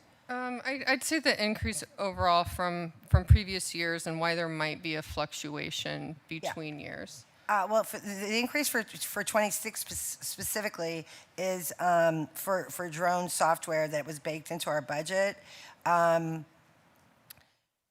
for $218,000. So that is causing the bump for this upcoming year. Okay. I mean, the hardware needs tend to vary at the airport. It's kind of cyclical for years of replacement for like laptops, telephones. The hardware equipment, does tend to go cyclical on replacement years too, as well as newer technologies coming out, which in the drone software is a newer one. Thank you. And then in a similar vein, through the chair, can you explain the fluctuation for hardware and small tools? There was a significant increase from 2024 to 2025, from 23,000 to a little over 94,000. You're still on page 332? Yes. I'm sorry. Okay, there we go. Yes.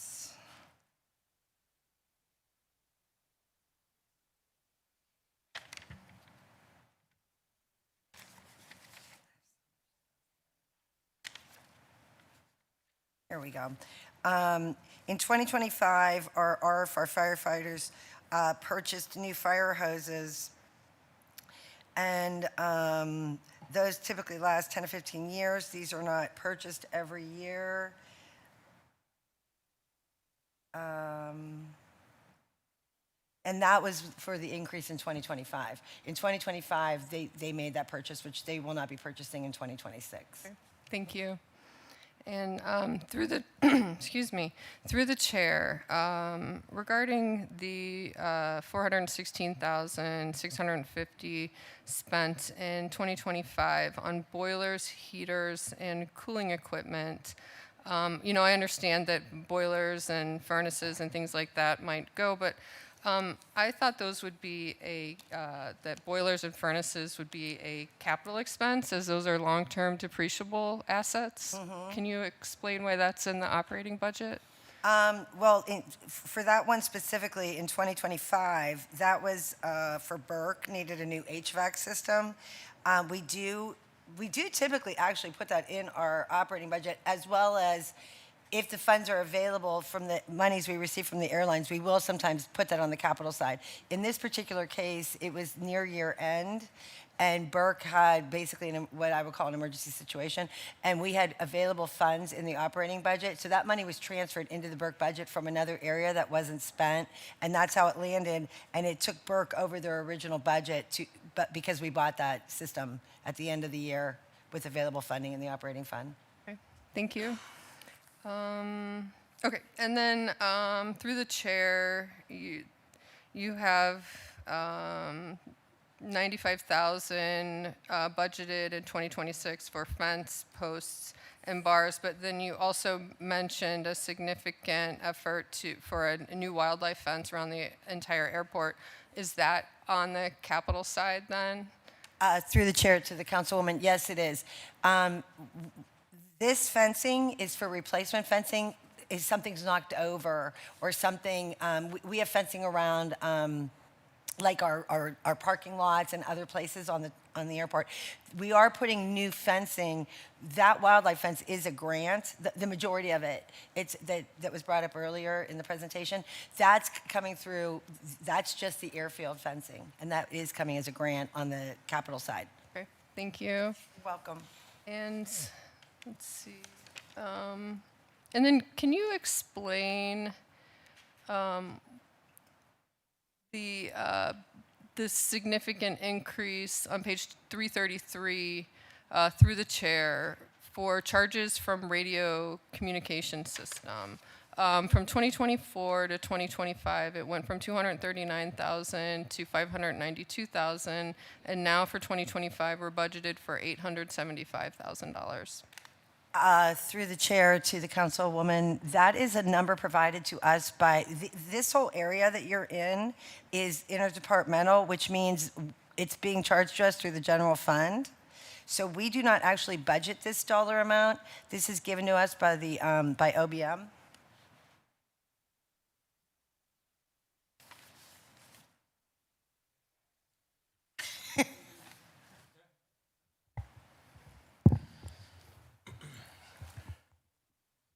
Through the chair of the council person, radio communications is an internal service fund. They refreshed all their radios a couple of years ago, so that cost of those new radios and the new service has been pretty expensive. We were running on radios that were like 20 years old, but across the city, airports included, safety, everybody got new radios a year or two ago, and the cost of those radios is baked into the charge that the radio division is charging back. Thank you. And through the chair, can you then explain also the significant increase for the charges from telephone exchange from 578,000 to, well, actually, yeah, there was 1.3 million budgeted, but then only 578 spent. And then this year's budget is for 853,000. Yeah, through the chair of the council person, this is also an internal service fund. So the way all these internal service funds work, well, most of these are internal service funds, but this one is an internal service fund, is we take a look at what the expenses are for that service, like telephone exchange.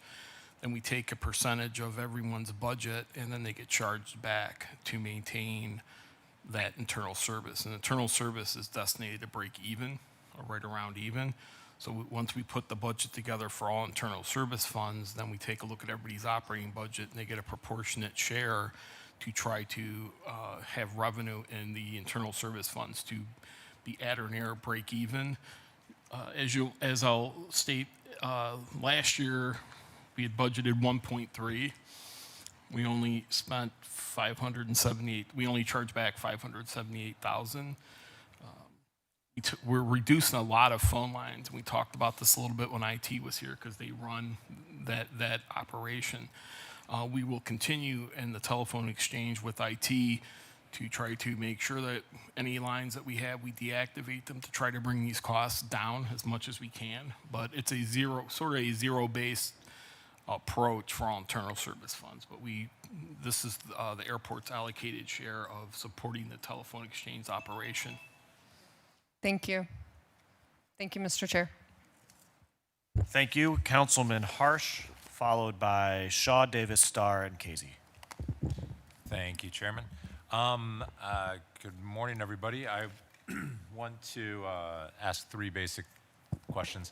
But first off, it sounds like things are going very well out at the airport. It looks like things are looking good financially. It looks like they're good passenger-wise, and we've got a very exciting rebuild of the terminal coming up. So things are looking very, very positive out there. I have only gotten one call from a constituent in 4 years about the airport. It was about 3 years ago, and it was about the bathrooms. And I know that we had this discussion, and that yes, lots of people are getting off the flight. They all hit the bathroom at the same time. They weren't built for that many people. Plus, the people are stressed out and all that jazz. But I would point out, and here's my question: in 2023, the budget for hygiene and cleaning supplies was $351,000, and next year it's double that. So through the chair to the director, can I take credit for and tell my constituent that his call directly resulted in a doubling of the hygiene budget? Through the chair to the councilperson, absolutely, yes. Fantastic. My constituent will be very happy to know that they did that. Thank you for your service. No, thank them for their service. They called me, I relayed it, and now we've doubled the budget. Cool. So I am absolutely fascinated by the economics of airports. It's one of the most eye-opening things since I got here. My question through the chair, what is the financial relationship between the Federal Aviation Administration and the City of Cleveland? Do we pay them for compliance stuff? Do they lend us money? What is the financial relationship between the federal agency that oversees airport operations and the city? So I'll start with that, and then Ms. Gilmartin can continue. So the FAA, of course, is a fully separate entity from the airport. They do operate facilities such as the control tower, which is their facility. It's staffed by their own facility. And in terms of a relationship that involves an exchange of dollars, we do have grant funding that comes through FAA each year that supports some of our projects and programs for improvements, especially on the airfield. And I will let Christine speak further to that. Through the chair to the councilman, the only thing I will add on top of that is the FAA basically governs everything. And I'm, of course, looking at it financially. So not only do our grants come through the FAA, our PFCs that I referred to earlier, that is basically an application to the FAA, as well as everything we do basically with the funding that's regulatory per the FAA. The FAA does our inspections on the airfield. They basically, I submit almost everything to them for permission as far as funding that we receive, or even funding that's not received through the FAA. The way we spend airport funds in general is guided by the FAA. So through the chair, the FAA is a financial benefactor to our operation at the airport. We receive funds through grants because of the FAA, and then spend them in compliance with their requirements. Through the chair, correct. Our largest grants are through the FAA, the airfield type grants. Through the chair, do those grants come with them with strings attached? If they are granting money to us, we have to do something in return for those funds? Through the chair, we have to comply with the regulatory of the grant itself. This is true of all grants, not just FAA grants. I mean, I'm a former auditor, so this would be true. So to qualify, you have to comply through the regulations of that particular grant, as well as a match. So we for our FAA grants out at the airport, we are on a 25-75. We provide 25% match, which we have to have the funding in place to qualify to even get that grant. So that's why we have to reserve funds just to have the grant match. Through the chair, are those grants specific to Hopkins, or are they specific to Burke, or are they intertwined into one grant structure? The grants that are available to other airports. You're basically competing for grants in the grant world. But Burke, go ahead. But Burke is separate than CLE. Burke does not get the same kind of grants as CLE, but they have their own qualifiers and they're on a 90-10 when they get a grant. So it's separate. We're not competing with Burke for grants. Okay, there's not a grant that is for both at the same time and both are on the same compliance schedule or anything like that. They're separated out by the FAA. The FAA views them as separate entities. And that is correct. Mingle grants. They are considered separate entities per the FAA. Okay. Through the chair, aside from this body, does anybody else audit the airport and the financials of the airport? Does the FAA go pick up the hood every now and then, or who else is looking at? Through the chair to the councilman, so we get an annualized audit every year, and the audit that we receive is it's a single audit act, meaning that the auditors who come in not only audit our books, if you will, they audit they decide which grants they're going to audit, but it's all performed by whoever the selected auditors. Currently, we're being audited by the state auditors. Oh. Certain years they go out to a private company that's determined by the state, not by the city. Okay. But we are part of the financial statements. Right now, we're under audit, as well as the rest of the city. Okay. Then the last questions are going to be, passenger traffic was exceeded 10 million last year, which seems like a really nice round number you want to hit. And so congratulations on that. Through the chair, when was the last time that Hopkins exceeded 10 million total passengers? How long has it been? Through the chair to the councilman, it was in 2024. So we were up just a bit higher than we reached in 2025. It was 10,173,000, I believe, in 2024. So that When was before 2024? When was the last time we hit 10 million? So through the chair to the councilman, it was 2019. Okay. Okay. So I understand it this way. Through the chair, the airport attempts to raise revenue through land side fees, parking, stuff like that, so that you can make it more financially attractive to the airlines to do business at Hopkins by making it more affordable to them, so that we then get more connecting flights, we get more activity from airlines, we then bring more people to the airport, we become a connecting site. And all of this is generally good for the health and the environment of the airport. Please correct me if I got that wrong. That's the gist, right? Correct. Correct. Okay.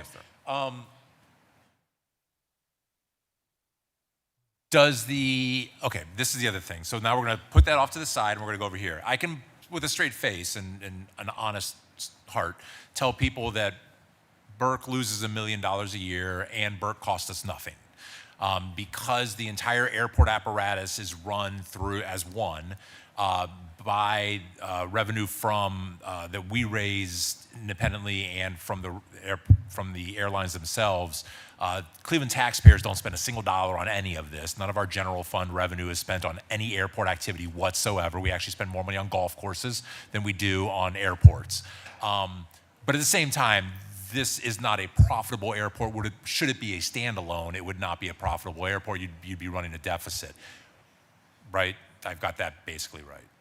Through the chair to the councilman, that's generally correct. Okay. Would shedding Burke mean that we could increase activity at Hopkins because there would be more revenue to direct to the activities there, thus making it more attractive to airlines who then might increase their activity as a result? So I'm now marrying the two ideas. Through the chair to the councilman, I would couch it more as we're looking at ways that we can increase revenues across the board so that we can become more attractive for our existing set of carriers to, first of all, to stay, to maintain their levels of service, then to consider new opportunities for expanding service, and through maintaining reasonable cost structures to also be seen as attractive for new entrants. So the more revenue that we can generate at Cleveland Hopkins, generally the better environment we will offer or present for doing increased levels of business with our partners. Okay. I appreciate that. I don't think I need to use the last couple of seconds. Thank you all for being here. It seems like things are going really well out there, and congratulations. It's looking really positive. So thank you. Through the chair. Thank you, Councilman. Thank you, Councilman Harsh. Next is Councilman Shaw. Good morning. Appreciate your time. I know we haven't had a chance to meet, but I am new, so I'm going to just ask a few basic questions that others at the table probably already know. But through the chair to the director, I wanted to understand, wanted to pick up on the line of questioning that Councilman Polensek was talking about with the positions we have and how many of them are good paying jobs. I want to understand how many of the staffing positions that we have right now are in union contracts, if you could explain that a little more and the status of that.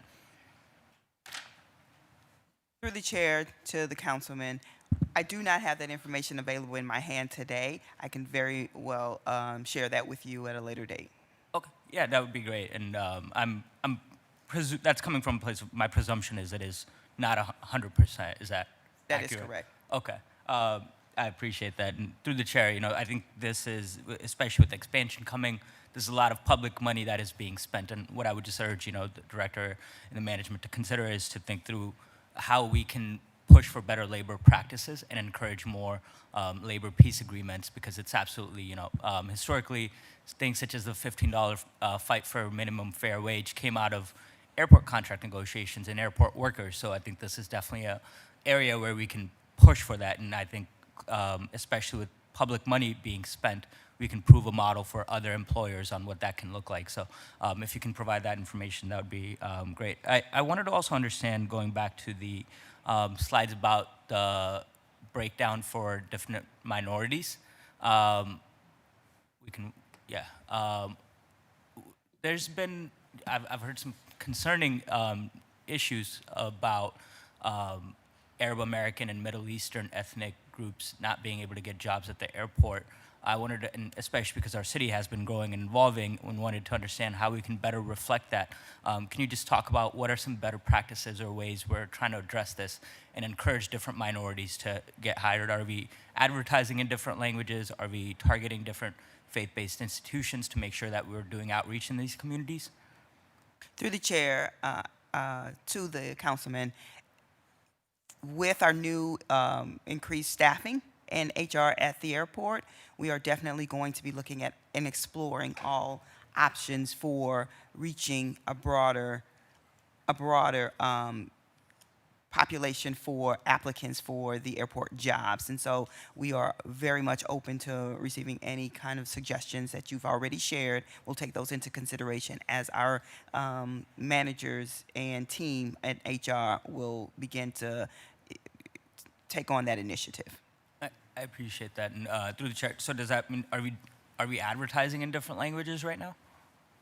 No. So through the chair to the chairman, with the bringing on the new managers that have just come on board within the last month or so, those are initiatives that we are starting to look at. And so we will start to move in that direction, but currently, no, we are not.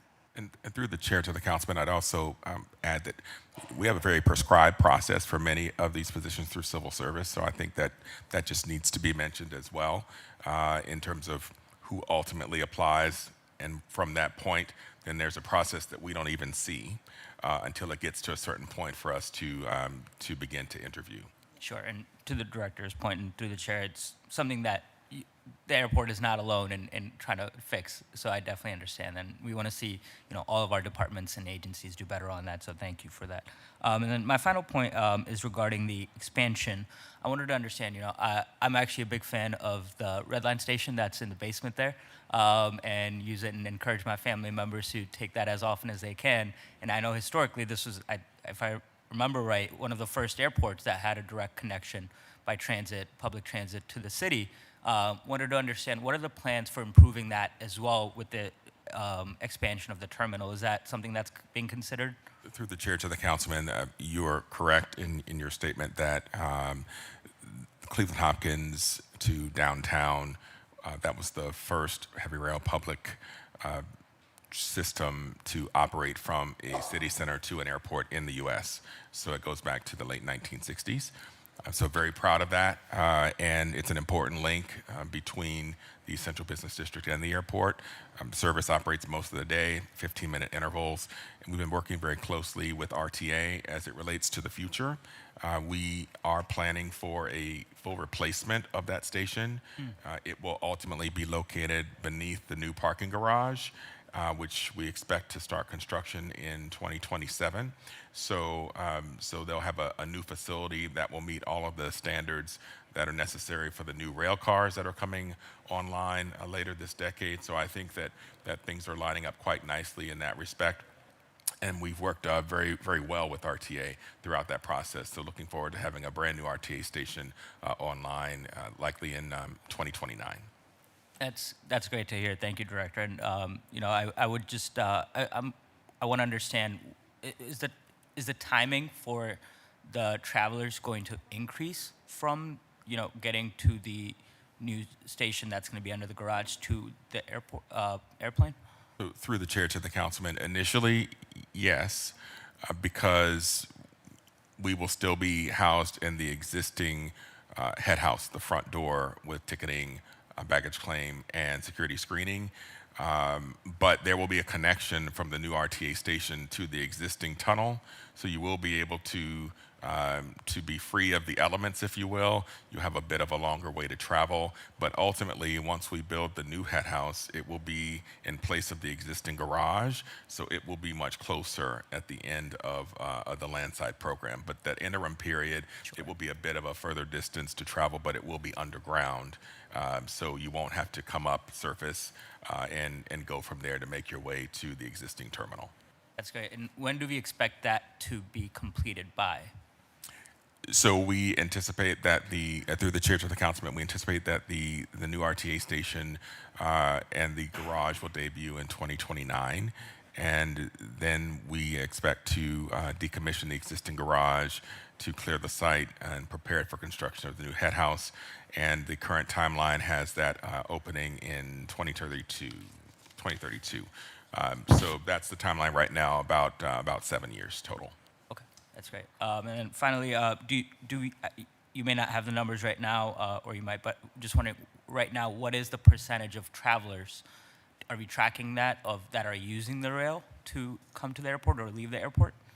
Through the chair to the councilman, we don't have exact information on that. That's more information that RTA would have. It's a low percentage, though. I would say that there are a fair amount of airport employees who utilize the service, perhaps as many as there are actual travelers. But RTA has better information regarding the usage of the Red Line service to and from the airport. I appreciate that. And I'll just wrap up with, just encouraging us to think about better ways of how we can increase that percentage overall so that we can, also improve the different ways that people can get to the airport. But thank you. Thank you. Through the chair to the councilman, I agree. I mean, we want to promote multimodalism and making use of as many other modes of transportation as possible. And this is one that we've had in place for many decades, and we look forward to many more to come. And I think through the improvements in both the physical, the hard asset, if you will, improvement with the new station combined with the new cars that RTA is bringing online, I think those two can work well together in promoting higher levels of usage after they're both in place. Absolutely. That's great. Thank you. Thank you, sir. All right, thank you, Councilman Shaw. Next is Councilman Davis. Thank you, Chair, through the chair to the assembly here. Thank you so much for joining us. I love Hopkins. I'm just going to say that offline. It is one of the easiest airports to get from the drop-off area through the doors to your gate, just full stop. My wife travels a lot for work. She works remotely and then travels internationally. We're not a hub, and so I do wish there were always more flights available, more nonstops, don't we all? But the ease, the experience at Hopkins is really hard to beat.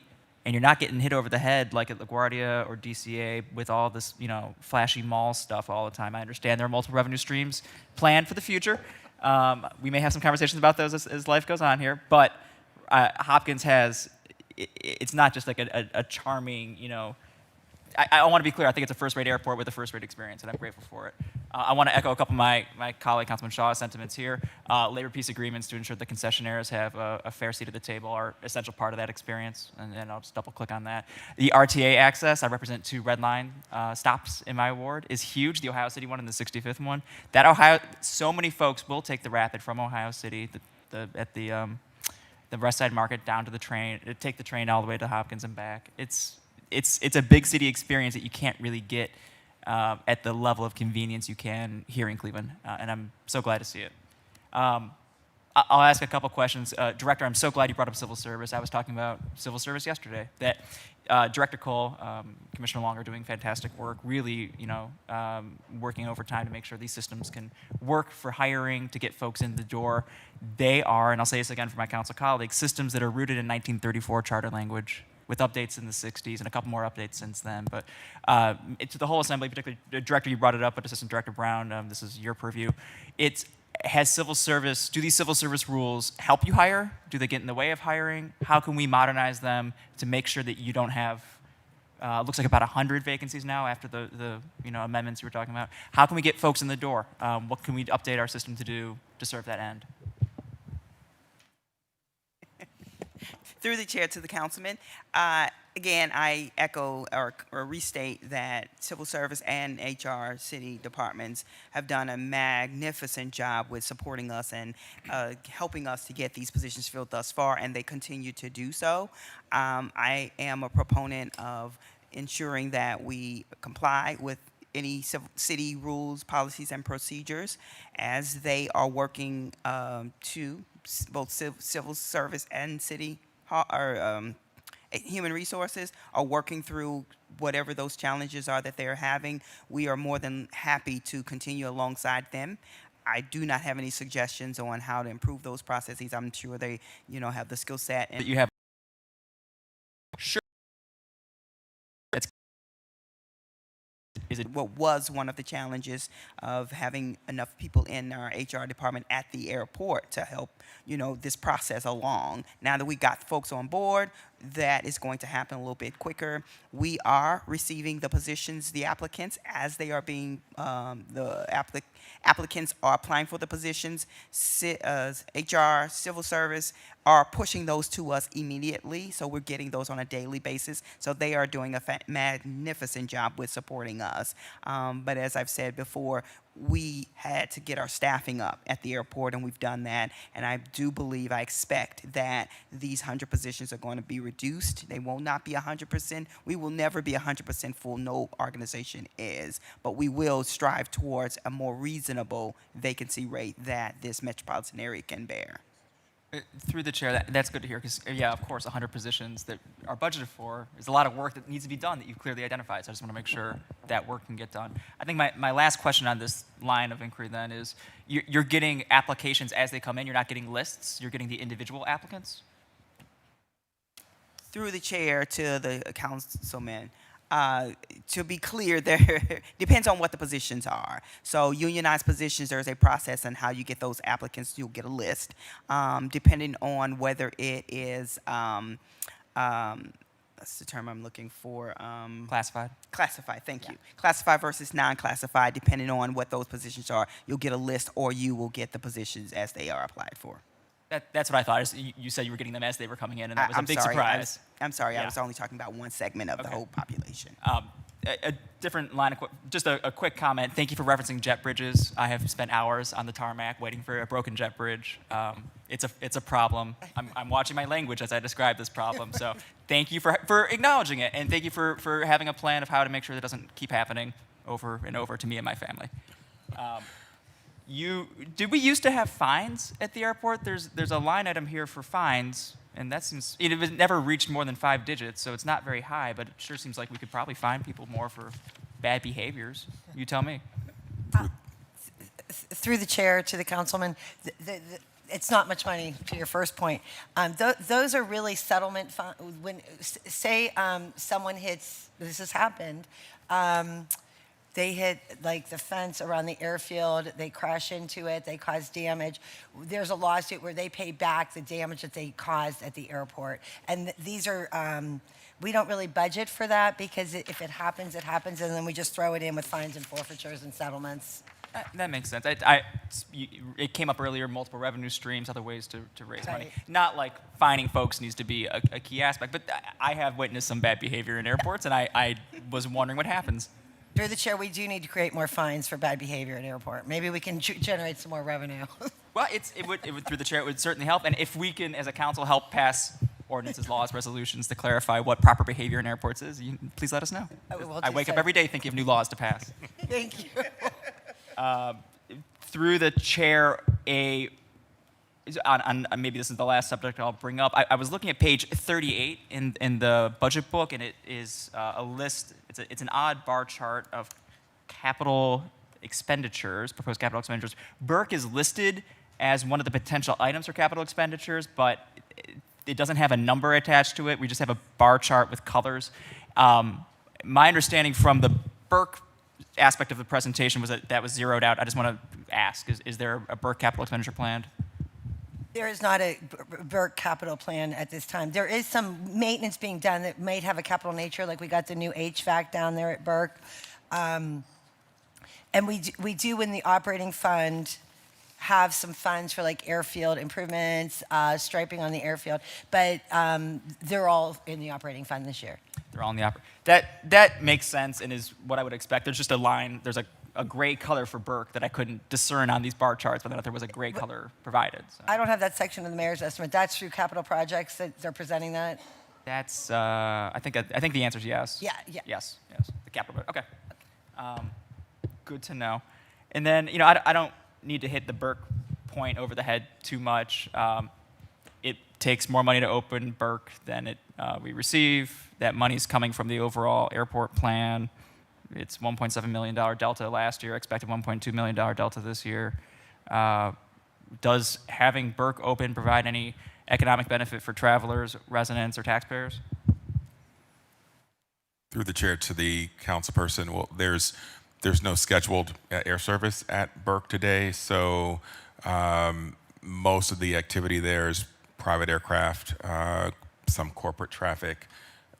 There are some benefits, I would say, to having the flight schools that are there at Burke, and also the parking facilities aren't really needed for the services that are provided at Burke, but obviously come in handy for when there are large events that happen downtown.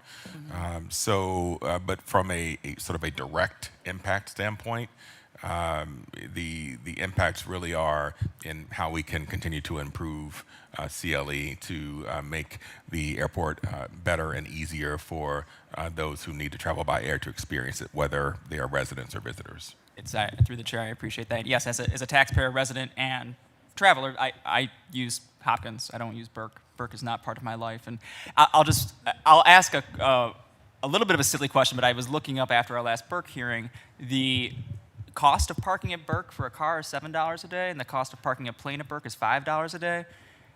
That seems like that seems comical that we're paying. It costs more to park your car than a plane at Burke. My car is a lot cheaper than a plane. Have you thought about raising the fees for parking your plane at Burke?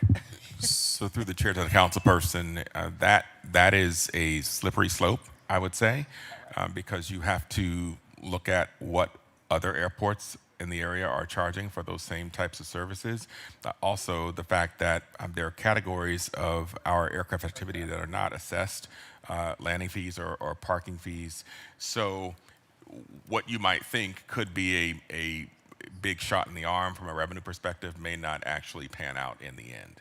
So we do look at what's happening within the region at other area airports and try to remain in line, if you will. Understood. That's my time. I'll just leave you with that. It's on the website. $7 versus $5. Really something to witness. All right. Thank you, Councilman Davis. Councilman Starr.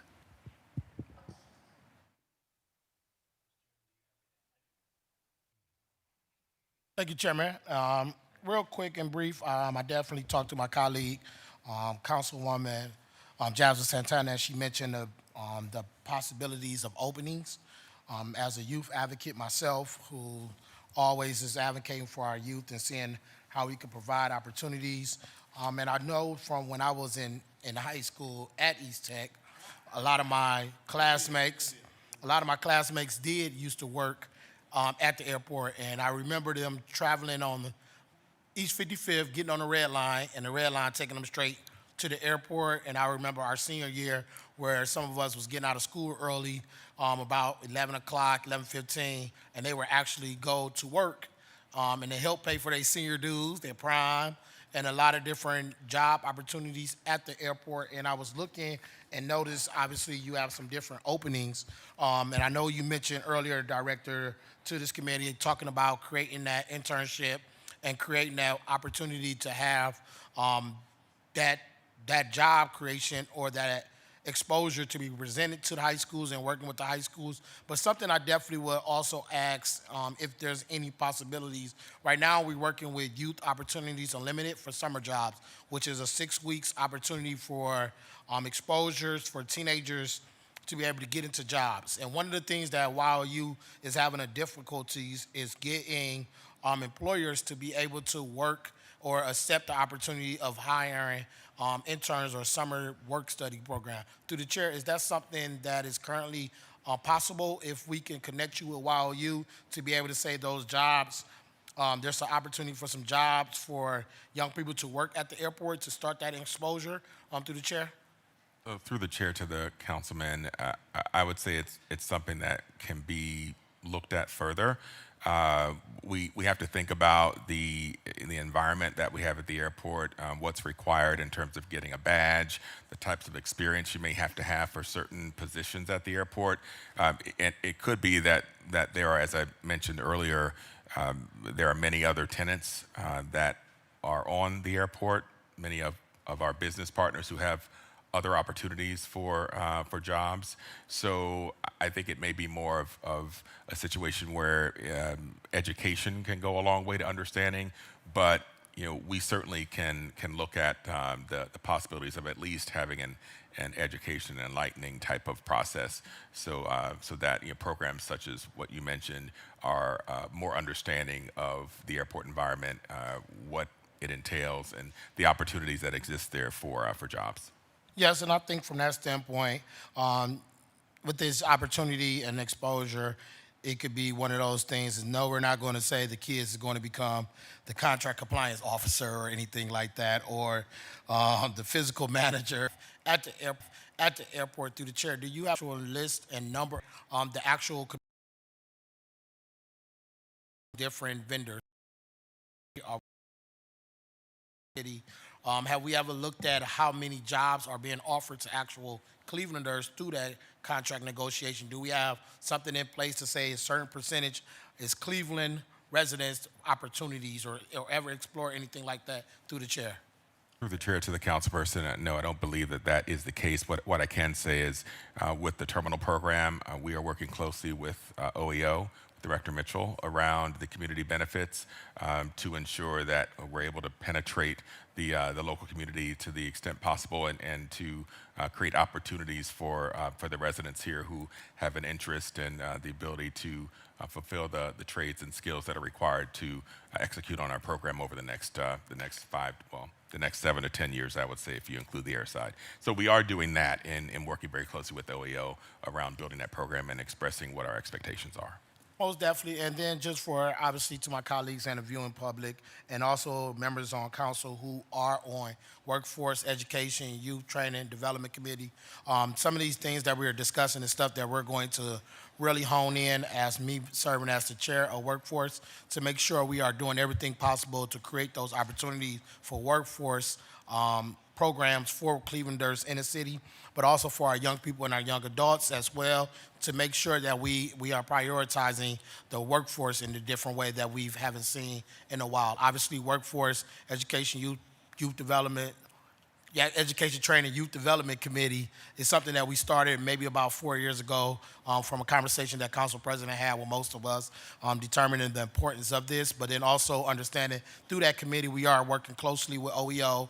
We will be working closely with HR as well as Civil Service to see how we can get some alignment and get some synergy to make sure that we are prioritizing Clevelanders with job opportunities. So other than that, I'll just say thank you, Director, for coming today, and thank you, Chairman, for this great conversation, and I yield my time. Thank you. Councilman Starr. We have Councilman Casey wanted back on, then Councilman Jones will close us out. Thank you, Mr. Chairman. Mr. Chairman, I just wanted to follow up on two things that my colleagues brought up. One was Councilman Shaw brought up the RTA. So, Mr. Chairman, to the director, is that new station something in the master plan that the airlines will pay for, or is it something RTA is going to pay for? So through the chair to the councilman, the $301 million that I mentioned that the airlines unanimously approved May 1st of last year, that includes the funding for the garage, the new Crown Transportation Center, and the RTA station. We will be, at the end of the day, yes, those funds will support the construction of the RTA station. We will continue working with the city and looking at opportunities for any grant funds that we can identify and apply for to offset those costs. That's something that we have committed to with the airline partners, so they're aware of that. But ultimately, yes, the $301 million includes the construction, the design and construction for the RTA station. Okay. And then my next question, Mr. Chairman, I think we're going to have to bring up our CFO back up to the table for this one, because on page 333, and Councilwoman Hudson brought this up, yesterday we had a very lengthy discussion with 311, and we were informed yesterday that 311 is completely funded or offsetted through the charges for telephone exchange. And you had said yesterday, Mr. Chairman, to the CFO, that the way that we do the exchange for telephone is based on a percentage of the budget. Now, we know that enterprise funds cannot help offset the general fund, but the general fund can help offset the enterprise funds. This interdepartmental service charge is supporting our general fund, correct? So how can we take an enterprise fund and any dollars from the enterprise fund and give it to the general fund when we're not supposed to mix and commingle those kind of dollars? So through the chair to the councilman, Mr. Gentile may have more to expand on this, but my understanding is it's more like a client relationship, more like a customer provider type relationship. So if the airport is, for instance, needing telephone services, then that's more the relationship as opposed to like, a chargeback. But Yeah, through the chair of the councilperson, this is for service provided, so this is not a subsidy like some other small enterprises are subsidized by the general fund. So this is not a subsidy, this is from the airports to the general fund. Telephone exchange is an internal service fund, and they're charging back for actual expenses. So this is a reimbursement from each operating division to fund the operations of the telephone exchange for the city. Right, but I don't know if I completely, Mr. Chairman, to the CFO, I don't know if I completely understand that, because from what I'm understanding, we're not supposed to take enterprise dollars, so and offset the general fund, anything in the general fund with enterprise dollars. That's what it appears that we're doing here, and I'm not saying, I think we need a better explanation of this, especially after yesterday, Mr. Chairman, the CFO, when 311 is funded through telephone exchange. So this appears that the telephone exchange, this $853,000, is going to go toward offsetting another department, i.e. 311 in the city. I just want to make sure that we're not doing anything that we're not supposed to be doing with charging an enterprise fund for interdepartmental charges. Through the chair of the councilperson, I don't know how many calls they get in 311 for the airports. I'm Probably sure. zero, but we can find that out. Yeah, they probably get some. I don't know what the volume is. But again, the way this is structured is a chargeback. It's not necessarily a transfer out of the the airport fund, because it's not allowed to. Yeah, through the chair to the councilman, the way I'm thinking about it is, payment for a service, not that the enterprise fund outperformed and is just making a deposit into the general fund for general use. To me, I think those are two separate things.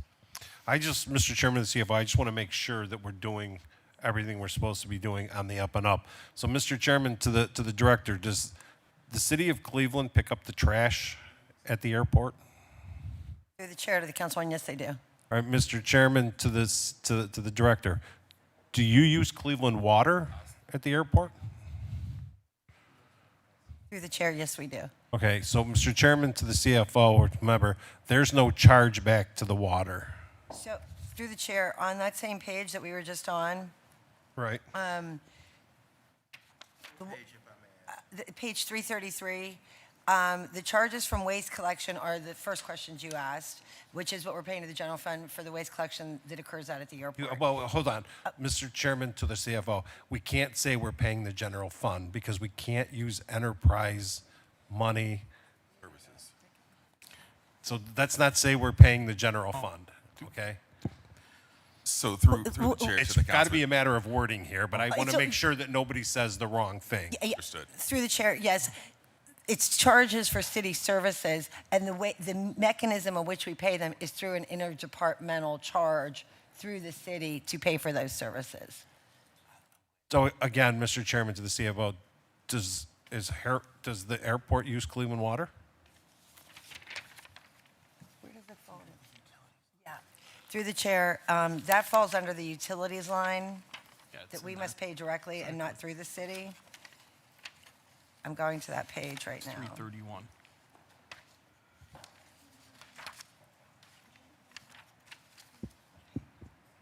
All right, so there you've got 1.5 for water under utilities, but then there's no water pollution control. I'm sorry, through the chair, the utilities for water and gas are on page 331. I just wanted to specify that Okay, before we went on. What was your next then where's water pollution control? Which is on 333 at 0, but it's not on 331. Combined. Through the chair, we do not pay for them, we do not budget for them unless they have to come out specifically for a problem we have out at airport. They're not budgeted. So you budget for water, but not water pollution control. That's correct. Every water account has a water pollution control charge to it. So maybe it's just something you can look at internally and. Yeah, through the chair of the council person, we'll look into that and make sure that's not combined, or if maybe we're not charging them and we should be. So we'll have to look into that just to make sure we're doing that part right. And then, Mr. Chairman, to the CFO, maybe we take this offline, but I think this is something that we need to have probably a little deeper of a conversation regarding, because I just want to make sure that we're not using enterprise funds to offset the general fund. And I'll bring this up in utilities when we hear utilities as well, because if they're charging back too, it's got to be a fine line. Through the chair to the councilman, happy to have that conversation. Okay. Thank you, Mr. Chairman. Thank you, Councilman Jones. Thank you, Mr. Chairman. Hold on, hopefully you ain't started. No, you're good. You're good.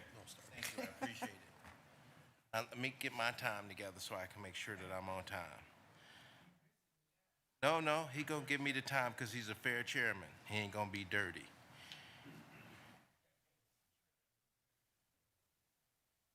All right, here we go. All right. If you could turn, first of all, let me just say I think that you guys are, at the airport is doing a good job. It's good to see that the numbers are moving up in the right direction. Do we have an estimate of what 2025 total passengers were? I know we have 2024, and this is on page 330. Yes, through the chair to the councilman, in 2025, the total passengers were 10,003,000. So approximately 5 million of those flying out for calendar year 2025. And that was down slightly, about 1.6% versus 2024. Okay. Now, when I look at the airport, and I travel a lot, and I'll go to various different airports, and one of the things that's always as important is the experience as the customer. So what was your experience when you drive up? What level of difficulties are you dealing with? And so I think I'll start in with talking a little bit about that. A lot of times when I come to our airport, there's always this traffic jam that's happening whether I pick up or drop off. And so it makes it very difficult to maneuver and weave in. I'm quite sure once we get the new airport, hopefully that's been under consideration of how we deal with making sure that the flow of traffic is of such where people can get in. It doesn't take them long to land down and get into the proposition of going to the various different vendors that they're looking to get into. So that's the first space of it. Go ahead. I'm sorry. Yes, through the chair to the councilman. Certainly, I think that one of the limitations of the small site that our terminal campus sits on is navigation, and so as soon as you come off 237, it's right in front of you, and we have to have that traffic control because there are various directions, lanes flowing into the airport at that point, and then we have the intersection that we also have to control just beyond it. So it can become a bottleneck before you're even sort of on the airport or just as you're entering the airport, so we're aware of that. And certainly also with the flow of traffic in front of the terminal facility at the curbside. So these are among our These are some of the serious- things we're going to look to change. Yes, sir, absolutely. And so that's good to know. And as we're talking about that, I want to go into the experience of the customer, right? The issue is, Mr. Chairman, to the director, is how do we serve? But the challenge is, how well do we serve? Where people feel so comfortable that they don't want to go to Akron's airport, they don't want to go to any airport in the state of Ohio, other than the city of Cleveland's Hopkins Airport. And one of the ways you do that is by changing the entire environment of it all. Correct. The experience for the customer. So now the next question comes into, and I know some of this has been talked about, and I just want to share a little bit with you, is when the customer comes in to get that experience. Another issue that was shared across the table was parking. And that's a big scenario. It's not something as the director that we can just scoff at and say, okay, I'm not saying you are doing that, but it's not something we should dismiss. We have a lot of land around that airport. So the next issue would be the experience of the customer. Now, we've had an opportunity where we've had to park our cars at the airport. It's been difficult. So we usually go inside and pay an extraordinary amount in order to park and know that we're parking safely. We know that we're parking with the city, not with some vendor on the side, with some parking lot somewhere where we have to go and catch a van and we have to go all the way over here and then come all the way over here. And if we miss that van, then we miss our opportunities of getting on time into that airport. And then when we come back, there's been experiences, and I'm talking from a personal perspective, where our vehicles have been damaged, in these parking lots. So now the experience, I have now a negative experience about my experience coming into Hopkins Airport, not being able to find sufficient parking. And so what I would say, one of the biggest things, if you want to really improve the experience and improve these numbers here, where these numbers should be about 12 or 13, you have to start talking about how we take control of our parking. And so part of that may be a part of the master plan. I hope it is. But I would hope to say, and I would like to sit down with you at some point to see what all land we do have. How massive is it, and have we acquired most of it? So through the chair to the councilman, parking is an area where we are severely deficient. There would not be 8,000 parking spaces along Snow Road otherwise. We don't have nearly You're saying the we're number. sufficient or we're not? Is insufficient. Insufficient. Correct. Okay. So then are we looking to, in this master plan, to buy and purchase land and have major parking for our customers? So through the chair to the councilman, we can accommodate far more parking on the existing footprint of the terminal campus than we have in place today. So we are going to be moving forward next year with an approximately 6,000 space parking garage to replace the existing garage. And how That many will be- spaces do we have now? It's just over 4,000, so it's much larger. The replacement will be much larger than the current facility. Also, we're building a new lot that we're calling the Gold Lot, and that will replace the current orange lot, which is the surface lot all the way at the front of the airport along 237. That capacity will also be several hundred cars more than the current facility. And then the garage that we're building is simply phase one. The full build out, we would look at being more along the lines of 10,000 spaces. So we do have plans to significantly increase parking over time as the other new facilities come online or are under development. Well, thank you, Director. I'd love to sit down with you and not only go over the blueprint, the master plan to get caught up, because there was some time that, when I was the chairman of the committee, what we've had in the conversation in years past with the previous director. But love to do that, get caught up, see where we are, and then also get an orientation, a tour.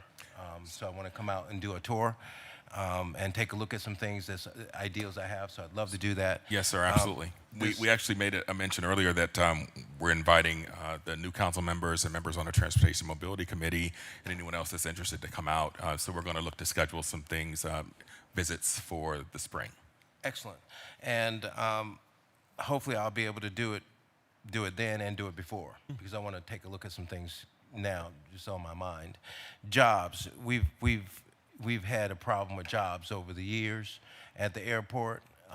So what I'd like to know is, and my colleague touched on it, so I won't beat this hammer here on this issue, getting a breakdown of all the jobs availabilities, jobs descriptions. I'm quite sure you have all that information. If you can make that available to us as a request for information. All the vacancies that we have in place right now, and job titles and descriptions. Through the chair to the councilman, yes, sir. And is that roughly about 131 vacancies right now? There are several of those vacancies that are in process in terms of bringing new people on board, but it's in that range, yes, sir. Okay. And then the next question, Mr. Chairman, for the sake of time, I want to really get into the budget real quick. I know that we might not be able to talk about all the breakdowns here, but we can certainly make them digitally. Do we have our CFO here? He's probably going to have to come up to the table. Who's this? Oh, you're running. Oh, you're running the whole program. Okay, there we go. All right. Well, we don't want to waste no time, so let's get to it. Page 332. On 332, you got professional services. I think that's 9.6 million. Is that correct? That's correct. All right. I don't know who that is. Can you make available that who? And then the breakdown of that amount. So on page 332, professional services. We have it here with us. These are the contracts, the services that run through that particular line. And that all comes down to that. Okay, Yes, it good. does, sir. So can we have a copy? Sure. Can you get a copy for me, please? That's really good. You got it. All right, let's break down to the next one. On page 332, there is insurance and official bonds. Who deals with this $1.9 million in terms of official bonds? Who is the accountant? Do you have that breakdown? Through the chair, yes, that would be me. My shop is over that area as well, so you're asking about the I insurance. want to get the breakdown of the 1.9, who's responsible for the bonds. Okay. And then I want to go down here, move towards this direction of other contractual. Do you have the breakdown of what that other contractual number is, which is 16 million? Okay. Do you have that? Yes, we actually may have that with us today. Okay. You So- just gave it to Inez. Okay, so just want to make sure our staff is following us on this. The request of information is page 332. It is to have the understanding of the professional services to break down who are they and then how much is going to each person. The same is with the insurance and official bonds on the same page, same contractual services. Also, the request is for other contractual, which is 16 million, 16.2 million. Like to have that entire breakdown. Okay. And then, Mr. Chairman, if we would turn to page 334, would like to have of that 187 million in terms of revenues. Want to know how do we get those revenues? Where do those revenues break down? Who's who? How do we determine and we come to that number? I have that with me today, sir. Okay, we'd love to have that too. And then, Mr. Chairman, and in conclusion of information request, it talks about interest, earnings, and investments and income under revenues, which is on page 334. So the request is to have a breakdown of where that interest, earnings, and investments came from at $5.2 million. We're going to break briefly for lunch. I'm going to ask everybody to be back at 12:45 for capital projects. Capital projects at 12:45. Councilman Bishop will have the gavel. Thank you, council. Thank you.